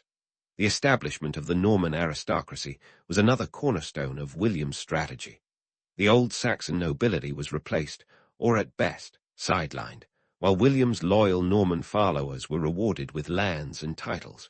It was a classic case of out with the old, in with the new, and it radically reshaped the social landscape of England. The new aristocracy brought with it different customs, laws, and even language. French became the tongue of the court, and the law leaving Anglo-Saxon speech to the common folk, a linguistic divide that would influence English for centuries. Now, let's take a moment to consider how the Saxons might have felt about their new manager.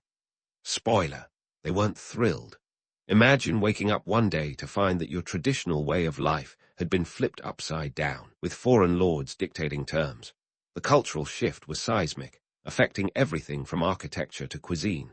But it wasn't all doom and gloom. The Normans did bring certain advancements, such as improved fortifications and centralized governance, which, while initially oppressive, laid the groundwork for a more unified England. Despite the heavy hand of Norman rule, Saxon culture didn't disappear overnight. It adapted, merged, and occasionally resisted, creating a rich tapestry of cultural interplay. The Saxons were pragmatists at heart, and while they might not have welcomed their overlords with open arms, they found ways to coexist, blending traditions and customs in a way that would eventually enrich English culture. William's reign was a masterclass in the brutal pragmatism of medieval power politics. His strategies were as sharp as a knight's sword, focused on securing his legacy through force, administration, and cultural transformation. For William, it wasn't just about wearing the crown. It was about ensuring that crown stayed firmly on his head, even if it meant reshaping the very fabric of English society. But let's not wrap this up just yet. William's story is far from over, and there's still plenty of intrigue, strategy, and yes, a bit more drama to unpack.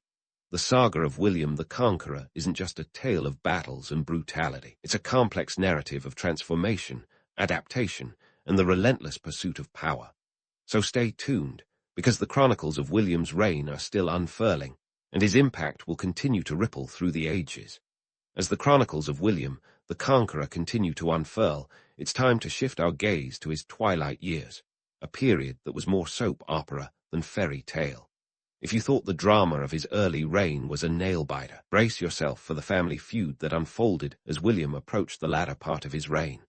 Enter Robert Curthose, William's eldest son, whose rebelliousness was legendary. Imagine a medieval teenager with a penchant for rebellion, except instead of sulking in his room, he's raising armies and plotting against his father. Robert's relationship with William was rocky, to say the least. It was a classic case of the apple not falling far from the tree. Both were ambitious, headstrong, and not exactly great at family bonding. Robert felt overlooked, and not just because his father had a kingdom to run. William, never one for subtlety, had given substantial lands to his younger sons, William, Rufus, and Henry, while Robert felt like he was getting the medieval equivalent of hand-me-downs. This simmering tension boiled over into outright rebellion in 1077 when Robert, feeling snubbed, fled to Flanders, and then to France, where he set up camp with the help of King Philip I. Now, you'd think a father-son spat would end with a stern chat and perhaps a grounding. But in the 11th century, it meant full-on military confrontations. In 1079, the two actually clashed in battle at the siege of Gerberoi. Legend has it that Robert unhorsed his own father, giving him a taste of the ground. Talk about awkward family gatherings. Ultimately, the reconciliation was brokered by none other than William's wife, Matilda, who must have had the patience of a saint. The family drama was temporarily quelled, but the damage was done. Trust was shattered, and Robert's ambitions remained as fiery as ever. As William's health began to decline in the late 1080, the question of succession loomed large. It was the medieval version of a corporate merger, where everyone was angling for the top job. William had to balance his desire to keep the peace with the harsh reality of his son's ambitions. In a final act of familial chess, he decided to leave Normandy to Robert and the crown of England to William Rufus. It was a move that was less about fairness and more about pragmatism, intended to prevent a power struggle. But as we'll see, it was a decision that spawned its own set of problems. William's final days were far from regal.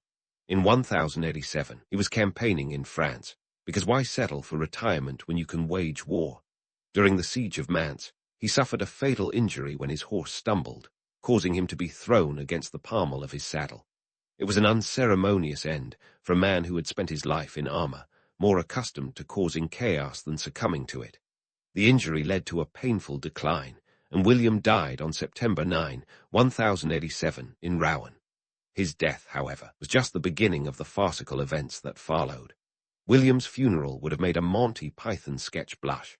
First, his body was left unattended as his entourage scrambled to secure their own futures, a grim reminder of medieval priorities.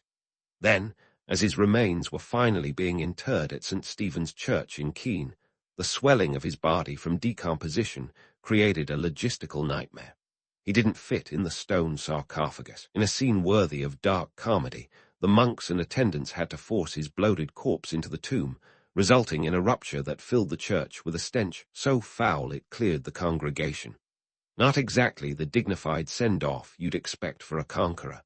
In the end, William's legacy was as complex as his life. On one hand, he was admired for his military prowess and strategic mind. His conquest of England was a masterclass in medieval warfare and statecraft, reshaping the British Isles with a new aristocratic order and bringing about profound socio-political changes. The repercussions of his rule are still felt today.